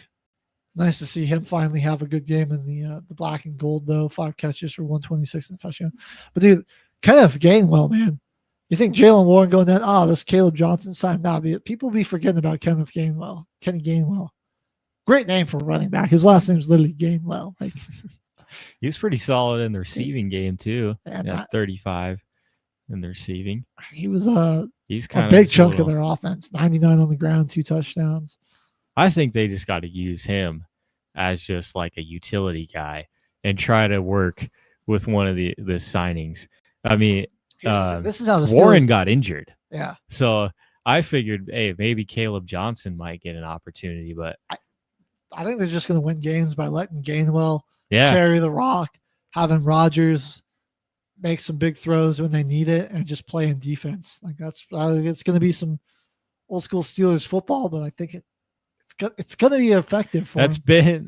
That's been the formula for however long, and they continue to have winning records and somehow make the playoffs. 3-1, man. They keep finding ways to win games. So it's been the formula, man. That's why they've only had 3 head coaches? Pretty much, yeah.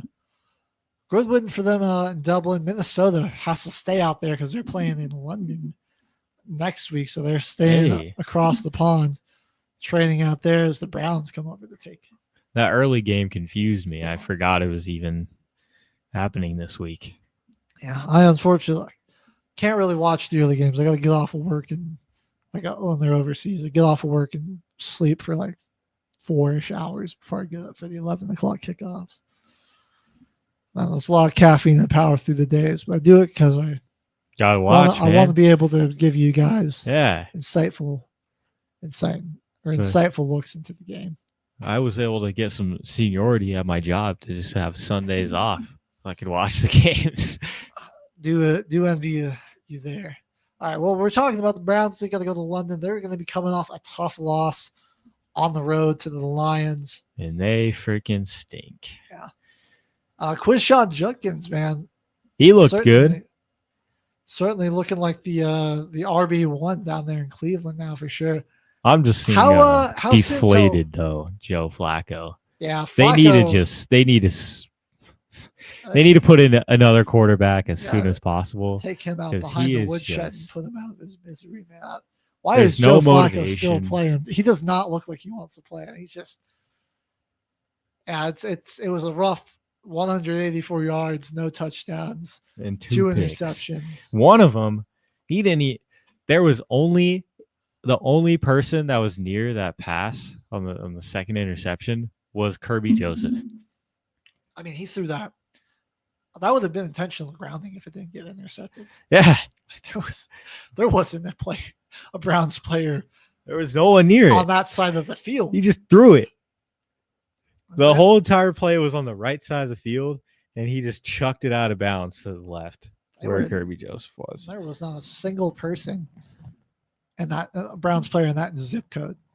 The goofer, Jared Goff, game manager mode, didn't have to do a ton. Did have an interception, but he also threw 2 touchdowns. So we'll take it. We'll take it, Jared. An interception against a good defense is all right. Gibbs just carving up the Browns on the ground, 91 yards in the touchdown, 6.1 per carry. God, that 1-2 punch of Montgomery's and Gibbs is still just so good. And then Amon-Ra St. Brown, my front runner for Offensive Player of the Year, dude. Through 4 games, he's got 6 touchdowns, 307 yards, 27 receptions. When we get to this game later, I'll tell you my other POY, but it's 2 receivers that are just putting up some insane stats. And dude, he's just, this is kind of crazy to say. I saw this online, but somebody was saying like Ben Johnson's system coach, because I mean, the creativity in the play calling, right? It's for the Lions is still there. So like, it makes you think like, how much is Dan Campbell actually involved in these play calls? Because I don't even remember who the new guy is. But it's like offensively, but I mean, the decision making last year was like going for it. That was him. Right. That wasn't Ben Johnson's doing. Right. They're still doing that. They're still doing it at a high level, and they're getting some big special teams play. I mean, Khalif Raymond, what a luxury they have back there. That guy ran a punt back for a touchdown in this game.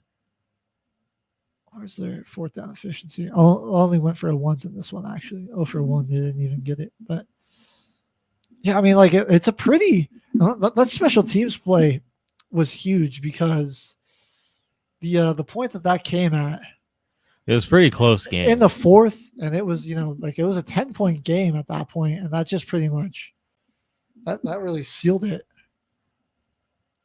for them there. That just kind of took the wind out of the Browns' sails because they were playing them pretty evenly throughout this whole matchup. And that's just a broader side. This special teams have been such a huge factor this year. And I think a big thing that it's going back to is the dynamic kickoffs. Like, you got to practice that more because that field position switch that you can have there. Teams got good strategy with it now. And so, like, there were this article from CBS Sports. They were saying it's like you don't have as much time to work on things like, field goal protection, punt coverage, punt block, or punt protection. And when you're punting the ball, and that's why we're seeing these a lot more of these swing momentum plays. I'm kind of all for it. Like, I like that it's really putting a huge emphasis on special teams, man. And like how, like a big special teams play It's is not a forgotten art. super in the game. exciting, and it gives guys a chance that don't get to get on the field a lot. It gives them a chance to make a big play Yeah. to impact the game. You know, like Sidney Brown, like who ran the touchdown, or I think he blocked the punt for the Eagles. Like, that guy's not going to make a ton of plays on the defensive side of the ball, but he gets to go out there, block a punt. All of a sudden, it's a, you know, That's the he gets a highlight. biggest moment of his career. right Khalil there. Raymond, that guy's not going to be running a ton of routes, but running kicks back. Yeah, only 2 catches in this game for like 14, 15 yards. But however many return yards he got, that's going to be remembered.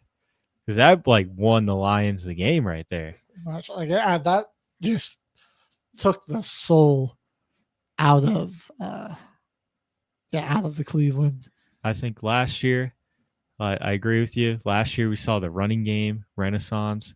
Teams started bringing back more that smash mouth football, and this year we're bringing back the forgotten art of special teams and getting your guys, your gunners out there, those forgotten positions. The people that regular fans might not even know are on the team until the game starts. We're remembering those guys this year. I like that. Another game where a punt return played a huge role. New England Patriots, they're down 6-0 coming up near the end of the first quarter against the Panthers. Then Marcus Jones kind of, I think the Panthers are expecting a bit of a fair catch. It doesn't come, and then they miss a few tackles. He gets going down the sideline 87 yards later. It's touchdown. That was sweet. That one was 7-6 ball game, and then it was, that opened the floodgate. New England goes and scores 21 in the second quarter and just cruised to their huge victory over Carolina. And think about like that their other win against Miami, dude. Like, they give up the punt return touchdown and then immediately punch back with Antonio Gibson running the opening kickoff back. Like, special teams have become a huge factor in why New England's been able to win 2 games this season. And who doesn't love a good return? And I think Drake May is starting to get comfortable back there. They only let him throw the ball 17 times, 203 in the touchdown. He was 14-17 though, so pretty good. They ran it a good amount. They were able to get Diggs kind of going too. Yeah, Diggs finally 6 for 101. Diggs finally coming alive. Wasn't like it was just a lot of the defense giving them some short fields. Those it's just like good returns. I mean, Marcus Jones had 3 returns for 167 yards at a touchdown. So those special teams just playing a major role in this whole thing. And with the Panthers on the other side, I don't even really know what to say. Like, this is just a wild, inconsistent team. Andy Dalton ended up coming in. Haven't been able to get Chuba Hubbard going really all this year. That's what's really been tough. Like, Panthers were kind of like high profile to be at least like decent, at least show some improvement to last year, but they really look like the same exact team that they had like the last 3-4 seasons. It's just like you go off like that dominating win over Atlanta, and then you just get dominated. And it's like, who is this team's identity? They had that near comeback against Arizona after they kind of just got, it was only a 16-point loss, but I mean, they really got beat. Like, they just got shut down at Jacksonville week 1. So it's like just week to week, man. You don't know what you're getting with this team. Now we're talking about the Falcons. I mean, let's jump into it. Did a total 180. Dude, Complete 180. Penix Jr. was on point, 20 of 26, 313 and a touchdown. Bijan, Tyler Algier, that's a nasty 1-2 punch in the running game there. Like, when that's going, I mean, Atlanta's tough to beat. The buck 25 out of those 2 and 2 touchdowns. And then Bijan, deadly through the air too. 4 catches for 106. Huge, best game of the season for Drake London. 8 for 110 in the touch. Kyle Pitts scored a touchdown, folks. How many is that on the year for him? Let's see. I think it's just 1. Yep, 1. He's on the board. his year officially. It's his year this year, starting now. 205 yards on the season and a touchdown with 20 receptions. So, dude, for Killing it. Mariota and the Commanders, Deebo Samuel's really the only one stepping up in the absence of Terry McLaurin. He was Yeah. good. He had a big game in this one. 72 yards and a touchdown. Commanders kind of made it close late, but they were trailing by multiple scores for a lot of it. Their offensive line didn't match up super well against the Atlanta front. James Pierce, man, that guy's looking like he might be something special. Washington's got to Falcons. figure out who this running back is going to be now that they don't can't have decide, man. Like Chris Rodriguez. We had never heard of him coming into this season, and now here it is, just splitting down the carries with Bill. You're like, can they just pick somebody that'd be the number one? Jeremy McNichols, like what? Like let's. Yeah, I can't forget about McNichols either. First week they didn't have Eckler against the Raiders. That was the number one running back. It's a Commanders. It's a good team, but there's just like holes all over. Defensively, like you can really see like some of their age, and it's just like they're not super intimidating up front. Like I like Jason Newton hasn't really paid off in a big way yet. Dorrance Armstrong and where's Daron Payne, Javon Kinlaw, those guys haven't been having super outstanding seasons. And then the back end coverage has been, pretty inconsistent. They don't really have like a true, like Lattimore hasn't looked great. Saints got rid of him. Cut your losses. The safety play hasn't been out fantastic.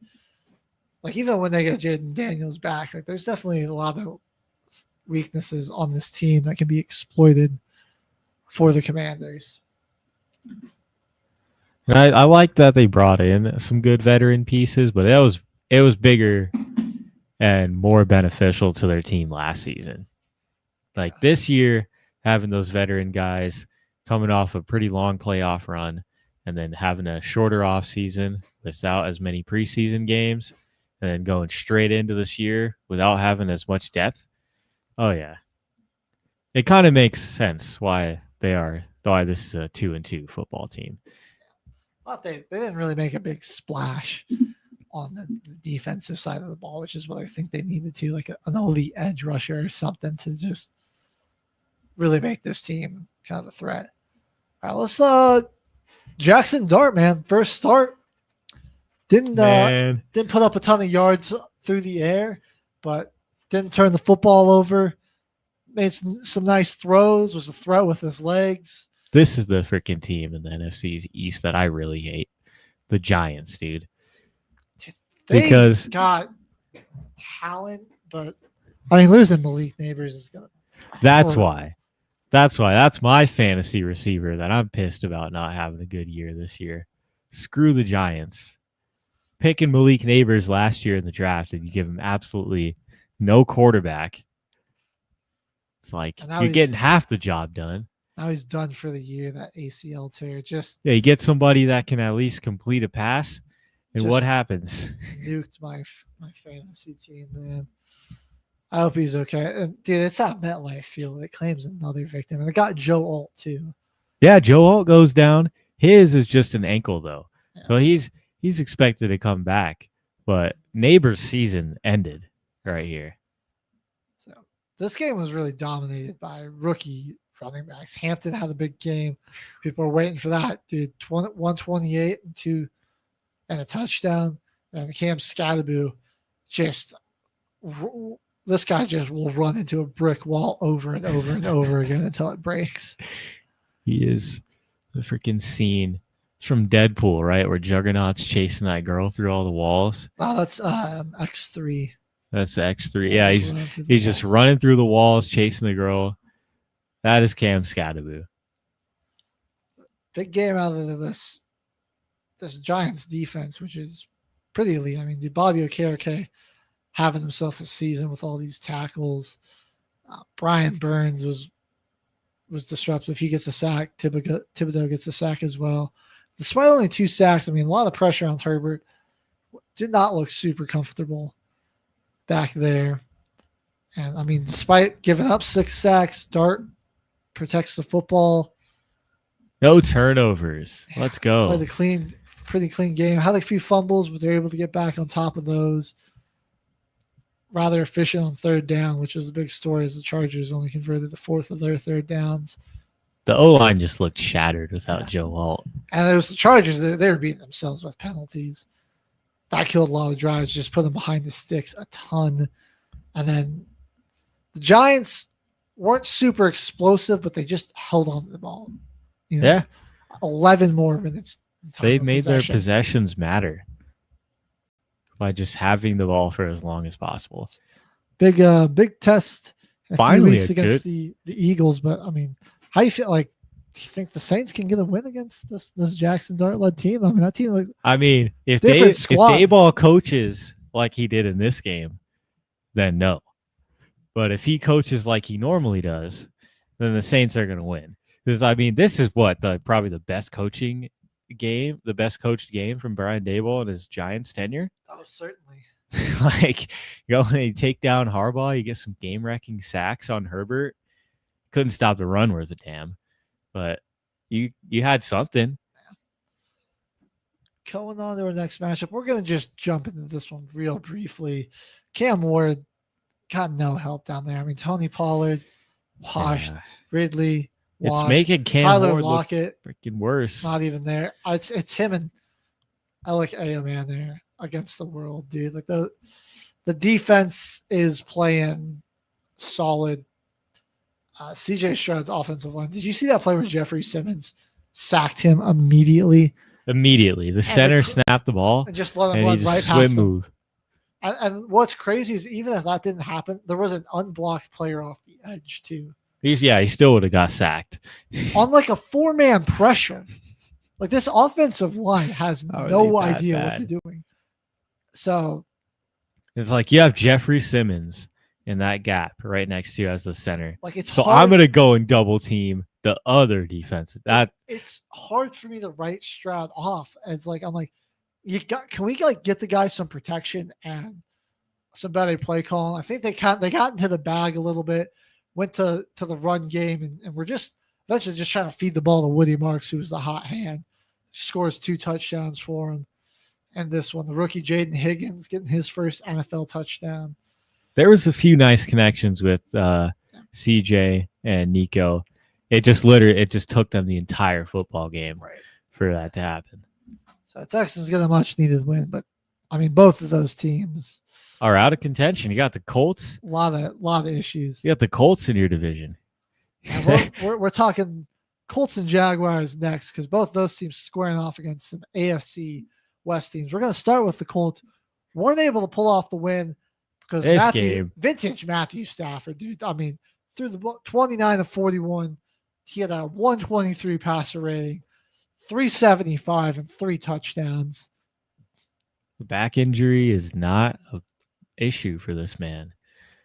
There's no problem. Dude, 36 and just slinging it with the best of them. Still top 10 quarterback in the league.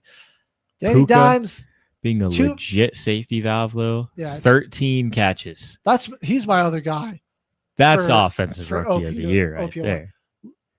Look at offensive player, sorry. Only 1 touchdown, but he's got 503 yards. I want you to guess how many catches he has through 4 games.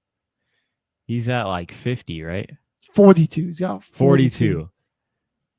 That's insane. He might break Michael Thomas's record this year if he keeps it up at this rate. I mean, that is an insane amount of passes. Already having 42 catches in 4 weeks. It's insane. This game should have been 34-20 though, and the Colts should have won.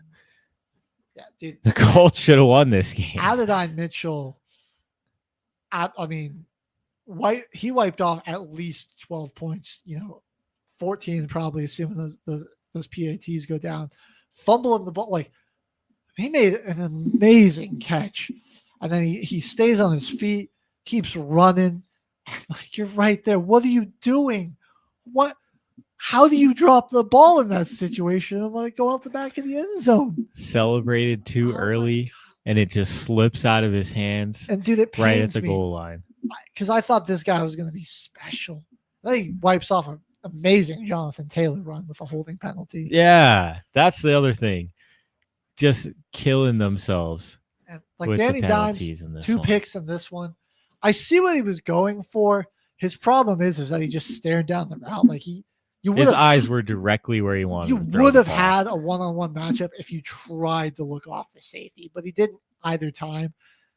And it's like, yeah, if you look off the safety, I like that throw. But I mean, that was just playing center field, just run over and get it. Yeah. So that's where you get Danny Dimes, though. That's where you start to get Danny Dimes, though. But I mean, this is a good opponent on the road. Had it tied up with a chance to stop them, and then blew a 2 coverage. minutes. You blew a coverage, and Tutu Atwell just waltzed in for what was it, an 88-yard touchdown. Only catch of the game, by the way. Just somebody forgot about him. He was just butt booty naked behind all the defense and just takes it in for a touchdown. Yep, 1 catch for 88 yards for the kid. Jeez. Yeah. So, yeah, the Rams, I still got them just a little bit over the Seahawks because if Stafford can stay healthy, I mean, dude's an elite QB. And when this offense is humming, like, they can put together some really long, sustained drives. I just want to see them be a bit more consistent when they get into the red zone. Between the 20s, they'll carve you up all day. It's when they get into the red zone. They have the tendency to stall. But if that gets cleaned up, I mean, there's not many defenses that I think got the ability to really slow this Rams team down. They're good. They're really good. Now we're gonna jump over to Santa Clara, the Jacksonville Jaguars. If they can just clean up some of their sloppiness, some dumb penalties that they get from time to time. I mean, they had 12 for 90 in this game. And like, if T-Law can just protect the football a little better, dude, this is a threatening team. They've run the ball extremely well. They can just open up the passing offense a little bit more. Oh, they'll be lethal. And then on defense, I was saying, man, Devin Lloyd, dark horse, DPOY candidate. He's like a mini Fred Warner with his these blitz spot drop coverages that he does, man. Like, he can fake the blitz, drop back, and like the way he baited Purdy so bad on one of his interceptions, just like Purdy was so sure that he was heading out to the deep left field. And as soon as he sees Purdy looked off, the way the hips flip, he comes over to that end breaker. I like Theo Ash was breaking it down. There's no way Purdy saw him there. He thought he had a wide open guy. Oh yeah, there's no way. Cerebral player, and I mean the rest of this team they got some real good linebackers besides him. Foyeside Aluakon's got a nose for the ball. Allen and Travion Walker on the edge, and then Eric Armstead kind of in the middle there on that defensive line. Brought in Jack Kaiser. It's a good defense. It's a real good defensive unit. They get a punt return touchdown, and this one too. Those mistakes you're talking about, though, it's funny that it was like an accusation made by Robert Saleh, days leading up to the game, on media days, about some type of sign stealing happening with the Jaguars. And it's for a team that makes as many mistakes as they do, and has kind of almost lost themselves as many games as they've won this year, doesn't really look like a team that's really stealing your guys's. Doesn't really look like this is a team that's really taking anything from anyone in the film room. And the same thing, it's probably the accusations made probably happen every single week from every single team. That's what I don't understand. But it was a good get back for our boy Liam Cohen, telling Robert Sala, "Get my name out your mouth" after the W. And yeah, those Purdy interceptions. One was kind of a bobble. The other, I think he just, in his mind, he was making the right play. So Purdy's dude. He's Purdy's like an action. He's a really good quarterback. Like better at avoiding pressure than people give him credit for. I mean, the run game with CMC hasn't really been there, but they've just been feeding it to him. This Niners team is just so banged up. They just can't stay healthy again. It's like, man, if they could be healthier, this would immediately go back to being a dominating team. But yeah, because we're looking at a pretty polished Brock Purdy. We all agree with you. He's definitely made some major strides in improving as a passer, and like you're saying, just getting out of pressure, like an elite quarterback would. Samuel's gone. No George Kittle. No Brandon Ayuk. Yeah, he's getting it done with Pearsall and Jawan Jennings. Yeah, getting the ball to CMC out of the backfield. You know, that defense, no more Hufunga, no Dre Greenlaw. It's a little harder for that team. You lost Eric Armstead to the Jacksonville. Like, it's nowhere near the team that they have, and still could. I mean, that team's at a 3-1 record, so it's unfortunate they just can't stay healthy, because I don't think that it's going to come back to bite them. And now that Bosa's gone, that's just the big thing, is like that pressure that he was able to add really gave him a shot. All right, moving on to our final afternoon game, or one of our final ones. I mean, I think for time reasons, we're not going to spend too much time on this, because Kansas City shredding a bad Baltimore defense. I think Zach Orr's got to get fired. Like that, it's just coming down to coaching, man. Like there's talent here. I know they're injured, but there's too much talent here for them to just be getting gashed the way they are every week. Yeah, there's no way. I mean, I know Matabike is hurt, and they're missing some of the guys on the D line. I'm blanking on their injuries right now, but let me go just pull this up for you. Kyle Van Noy is hurt. They're missing Travis Jones there in the middle. Roquan has been dealing with a hamstring. Matabike had to go to IR. Humphrey, he's been dealing with a calf injury. Wiggins has been a little banged up. Man. So, but again, the way they've just been getting cooked the past 2 seasons, especially after how Mike McDonald had a unit with arguably less talent playing, is strange. And then, a somewhat better rushing game. Backfield by committee there for the Chiefs, and Worthy kind of getting him the ball in some space helped open up some rushing lanes. But Mahomes, surgical, dude. 274 touchdowns. He's really just carrying this team. Worthy stays healthy, and then Rashid Rice comes back. I mean, look out. This Kansas City. It's unfortunate to see. They're back up to 500. Getting that offense back on track. I don't know. Maybe Baltimore's defense was really just that bad, but it could be. But still, even in those 2 previous games that they lost, Patrick Mahomes has been carrying this team week in, week out. He's been the top dog. They're 1-3. Lamar could be hurt. We don't know how the severity of that yet. Yeah, the hamstring. Pittsburgh might win the division if things continue the way they're going, which is insane. Aaron Rodgers back in the playoffs. Insane to see. Dude, it's Steelers, man. They're gonna find a way to have a winning record. And I don't think the Browns are gonna put together too many wins. The Bengals have a litany of issues. They're atrocious. That's what the Bengals are. That's the story on them. So we're gonna jump to our next game, though. Poor Ravens. Ravens fans out there. The Raiders. Geno Smith is writing back, people. What is this stinky ass stat line, dude? 14 of 21. This is another Buck week he threw 17, 3 picks. 3 interceptions. Just throwing, Back-to-back weeks he's thrown 3 just picks. lobbing up Christmas presents across the field. Kevin Byard, Tyreek Stevenson said, "Thank you. We'll take those." Sorry, he got 6 touchdowns, 7 picks on the year. Ruined Holy a crap. vintage Max Crosby performance. Max Crosby, Right?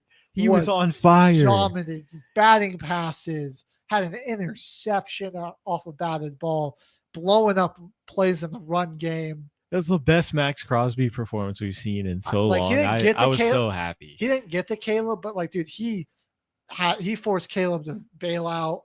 He got a out QB of pockets. Hit. Yeah, throw the ball away a ton. That's like Caleb had 15 incompletions. I'd say at least 6 or 7 of those were just purely because he was running from Crosby. He had to just ditch the ball. And 3 of them got batted down.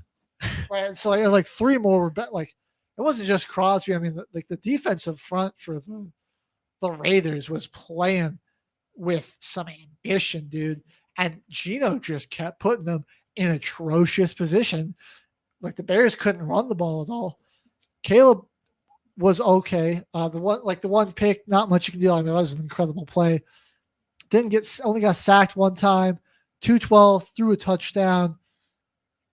So it just those picks just kept putting them in terrible spots. It wasn't like they were getting a ton off of kick returns either, or punt returns. Just Cairo Santos super accurate.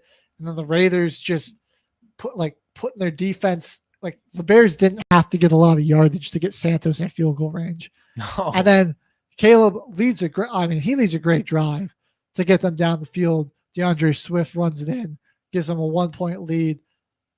Raiders get in the field goal range, blocked. It's again, those special teams playing such a pivotal role. One thing, the only positive coming out of this game for Raiders fans is the Ashton Genty breakout week. Buck 38 on the ground, 3 total touchdowns. He caught two passes for 17 yards, both of those touchdowns, and then he added a 64-yard run on the ground. Donald Parham kind of remembered how to block this week, so that was pretty crucial for him. But yeah, man, Vegas, a team that I thought was going to be sneaky good. Thought they would be better. I wasn't ready to write off Gino. He didn't even get sacked in this one, dude. No, just decision making. He's just been careless with the ball. Forget it, man. Clearly, the Seahawks, they made the right decision moving on from him. Is it time for Kenny Pickett in Vegas? That's their other option. Winning quarterback, Kenny Pickett. That's who they've got. He was the man on the field taking the kneel down as the clock hit 0 in the Super Bowl. That's it. Put some respect on my boy Kenny Pickett. All right. Sunday night football. The 40-40 tie. We already discussed it. Nobody's happy with a 40-40 tie. Nobody wants that. Yeah. Nobody's satisfied. Not something we look forward to. But, dude, this was, by EPA per drive, the 2 single best performances of the season. 2 of the best of all time, just in terms of offensive performances in the game. It was just also simultaneously 2 of the absolute worst defensive performances we've ever seen. So it was like perfect offense meets terrible defense. Horrible defense. It was a immovable object. No, it was a very movable object. No. I don't know how to phrase this because you think like immovable object, that would be defense, but like really it's just the immovable object, unstoppable force was these 2 offenses again, and the storm of bad defenses, and so they surrendered. It's a tie. It was two unstoppable forces colliding. That's what we saw here. Like, dude, the Cowboys didn't even have CeeDee Lamb out hurt. Pickens. A lot of teams taking notice. Stepped into the role. He's like, I'm number 1 now. 8 receptions, Buck 34, 2 touchdowns. Got a lot of good out of the ground in the running game, man. Buck 17 for the Cowboys, Buck 64 for the Packers. Josh Jacobs all over this game. 86 rushing yards and 2 touchdowns, 4 catches for 71 yards. Romeo Dobbs catching 3 touchdowns. Clear favorite in the red zone for Jordan Love, man. 31 of 43, 337, 3 touchdowns. Man, whoever played Jimmy this week in fantasy, you had to deal with. That's 5 total touchdowns from his quarterback and running back right there. Plus, you had McManus, who had a ton of points as well. Yeah, kicking all those field goals. You got smoked in this one. Yeah, it is a fantastic, super fun game to watch. Jerry credit, I guess, he was right about one thing. A good offensive product is the most entertaining thing. That's probably the only thing that's ever came out of his mouth that's right. Credit to Schottenheimer and the offensive play calling here. Really just found a way to just take Parsons out of the game. Some revenge game, dude. He was, just running away from him, throwing the ball away from him. And eventually they got to the point. That O-line was so dialed in. Dak was comfortable back there. He just could not. Yeah, he couldn't get any pressure through. Although, really comfortable night. He did ultimately probably make the play that stopped the Cowboys from getting a touchdown by chasing Dak down and stopping, because Dak probably would have run that in for his second rushing touchdown of the night. And instead, Parsons got him.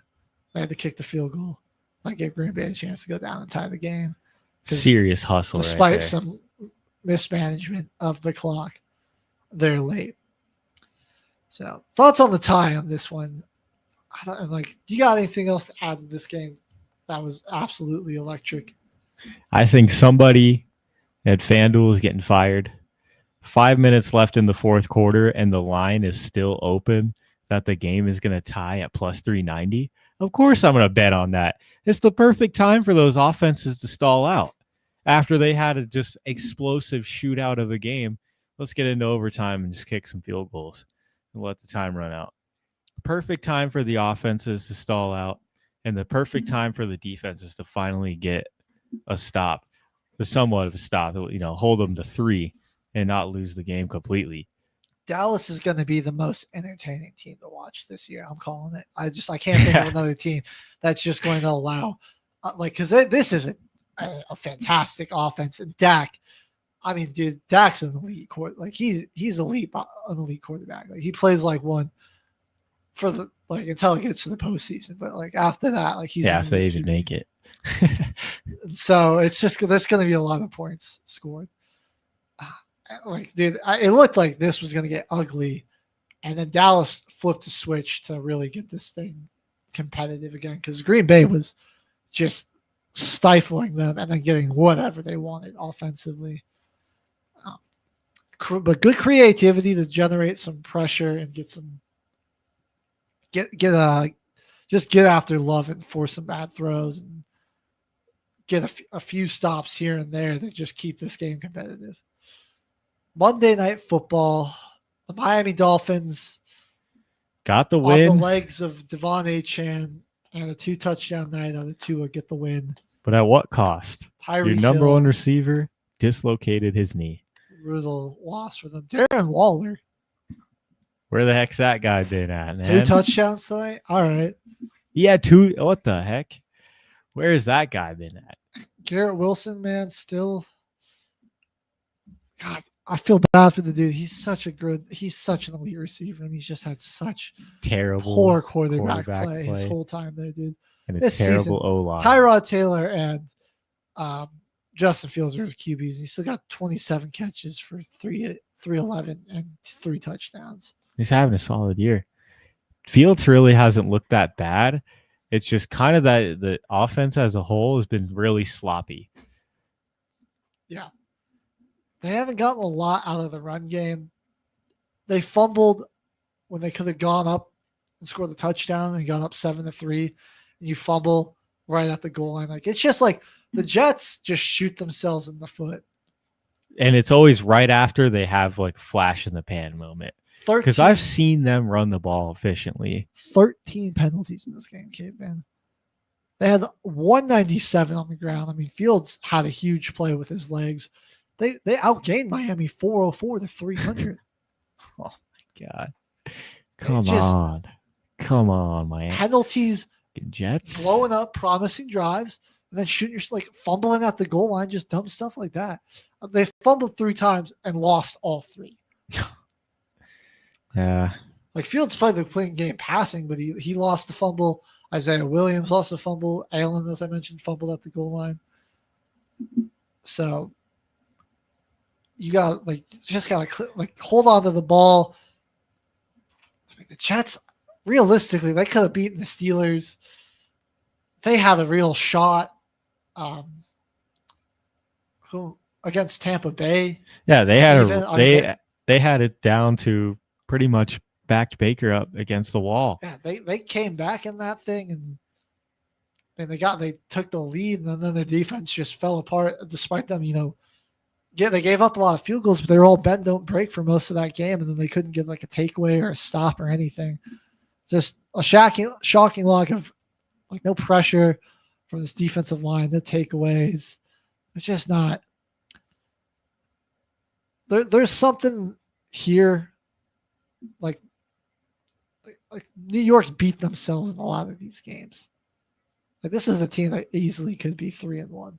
Easily, it's kind of crazy, and they're not they still got some talent on both sides of the ball. Like that's not a bad team, dude. It's not. It's all really self-inflicted.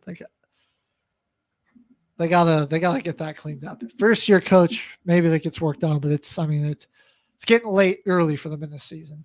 We're gonna dedicate these last 8 minutes, okay, man, to talking about my Broncos. Let's go, dog. 4 weeks in. Dominated. This was the perfect matchup to have, though, after the last few weeks. We're another team that could easily be 4-0 right now. We could easily be undefeated. We beat ourselves in 2 games, and it came down to the absolute last moments of a game, and we lost on 2 field goals. That's frustrating, but we're still a rather young team, and it's new into the season, so just maybe we're not quite there yet with some of those other top teams. It's just could be 4-0. But this came in and it took care of business. The defense, absolutely, this is what we were expecting. So the Bengals drive down on their opening drive and score 3 points. That was all they wrote. That was all it wrote for Cincinnati's offense the rest of the night. Jamar Chase clamped. 5 catches for 23 yards. T. Higgins clamped. 3 for 32. Riley Moss got his get back. Not only did the Bengals not score since their opening drive, they didn't have a play in Broncos territory after that opening drive. We kept them on the other side of the 50 the rest of the game. This game would have been so much fun if Joe Burrow was here, just going into the weak circumstances for the Broncos. This game would have been electric with Joe Burrow. Man. One red zone pick for Bo Nix, but besides that, fantastic game. Had the rushing touchdown, 2 through the air, threw for 326. Are you happy with this running, though? 16 carries for Dobbins. We got the run going. 30 carries with 30 Dobbins total. And Harvey. A lot of that because we had the ball so much. And we were running the ball a lot on first down and going for quick hitters and easy plays on first down to get us on schedule, And I think Bo hit some absolute lasers in this one. We haven't had a 100-yard rusher since Latavius Murray back in 2022. So that was just broke it. Nice for Dobbins. 101 to break that seal. Cortland Sutton with another touchdown. RJ Harvey caught a touchdown. Marvin Mims with a rushing touchdown as well. And I just want to show team stats here. The after the opening drive as well, the Bengals did not convert a third down. So we'll put that there too. My God. So total yards on the game. Cincinnati only had 159. The Broncos had 512. Outgained them 512 to 159. Dang. This is just what we need to see. Like against a bad team, we kept our penalties to. I mean, they were just throwing flags on everything. It was ridiculous. Like I'll say, like Cincinnati kind of got screwed by a bad call on a false start when they were going to go for it on 4th and 2 that forced them the punt. But then it just comes down to like this is like where the team's at coaching wise. They just unraveled after that. Like that one little thing, and that team just like Fell apart. They lost all their energy, man. And I just like I watched the team like they quit on their coach, and their coach just quit. Yeah, the coach quit on the organization, and the team, the players quit on the They were going coach. to go for it on that 1 4th down early in the game, get backed up, and they just never really took a chance like that again. Got sacked a number of times. I think I said the over-under was how many sacks? 7. Didn't quite get to that. Only had 3, but Nick Bonito with 1.5. Been worth every cent of that new contract. Cooper got in for the other half on that one. John Franklin Myers up the middle. I love what I saw out of this team, dude. It was against the team like they're just a few opportunities on offense that we missed, but like bad team that we just dominated. Like, and we play the brand of football that just really complements this defense, which is ball control. And then when they get out there, they're rested, they're flying around, getting after the QB. Alex Singleton was a menace with 11 tackles in this game. And I think we quiet night in the return game for Mims, but he's always a playmaker there. And Harvey, I like him back there for kick return. Like I think he can do some special things. So yeah. Huge win for my Broncos here. On the flip side, Cincinnati, I mean, fire Zach Taylor, man. I'm bringing it back. I mean, Jamie cover your ears. Zach Taylor, bro. After this season, I definitely say so. But they haven't even. Is it really fully his decision to want to spend and bring in only these guys? Because they don't even with like his coach, his play calling, his coaching. They should have just fired him after last year because they brought in Cam Taylor-Britt and they brought in Geno Stone, and their defense has less guys now. So it makes sense why their defense is terrible. Now they've got even less name guys. They have even less depth. Like at this point, they kind of have to. This team, they do not look motivated to play for them. They had a little energy to come out, and then I gotta just stress, like one little thing didn't go their way, and it was after over. that, They knew it was over. The Broncos they were completely at Denver's mercy because you just could tell like they just wanted that game over with by like halftime. They were ready to get out of there. They were done, dude. Like there's no even when they did, somebody made a nice play. There was no energy. Nothing. No. They didn't try they didn't get aggressive at all after they were trailing 18 and down 25. They didn't try, attempt to go for it on 4th down. They just gave up, and that's the other thing is Taylor didn't even try to get a little creative or spark anything in those guys. He just they lost Burrow, and the team they all just kind of checked out. Those holes in that team. They go from little tiny pokes to just massive voids when he's out because Burrow puts on that Superman cape and does incredible things. Yeah, it just takes a matter of a few weeks in every season because he literally can't stay healthy. And most of the time, it's not even his fault. I mean, dude, he's getting sacked left and right, pressured constantly. Got no run game. He's dropping back and throwing the ball 40, 50 times a game behind a subpar offensive line. Takes a toll, man. Big win for my Broncos. Cincinnati is in trouble. AFC North wide open for the Steelers. That's going to do it for another edition of Till the Final Whistle Football Frenzy. We'll be back tomorrow. for our regular sports show. We got a finals team in the WNBA. MLB playoffs are getting underway. We got Pick'em, and it's fantasy advice for you. We'll be back with another edition of Team Builder. So make sure you tune in, and we'll see you next Tuesday for another episode of Till the Final Whistle Football Frenzy. Caveman and H.G. signing off. Ladies and gentlemen, thank you for tuning in to Military Broadcast Radio. As we wrap up today's show, we want to remind you that the podcast of today's episode will be available right after we go off the air. So if you missed any part of the show or want to listen again, be sure to check it out. And remember, we're here to support and honor our veterans. Your stories and experiences matter, and we are committed to giving you a platform to share them. That's right. We're here to give our veterans a voice. So don't forget to catch the podcast and stay connected with us. Giving our veterans a voice.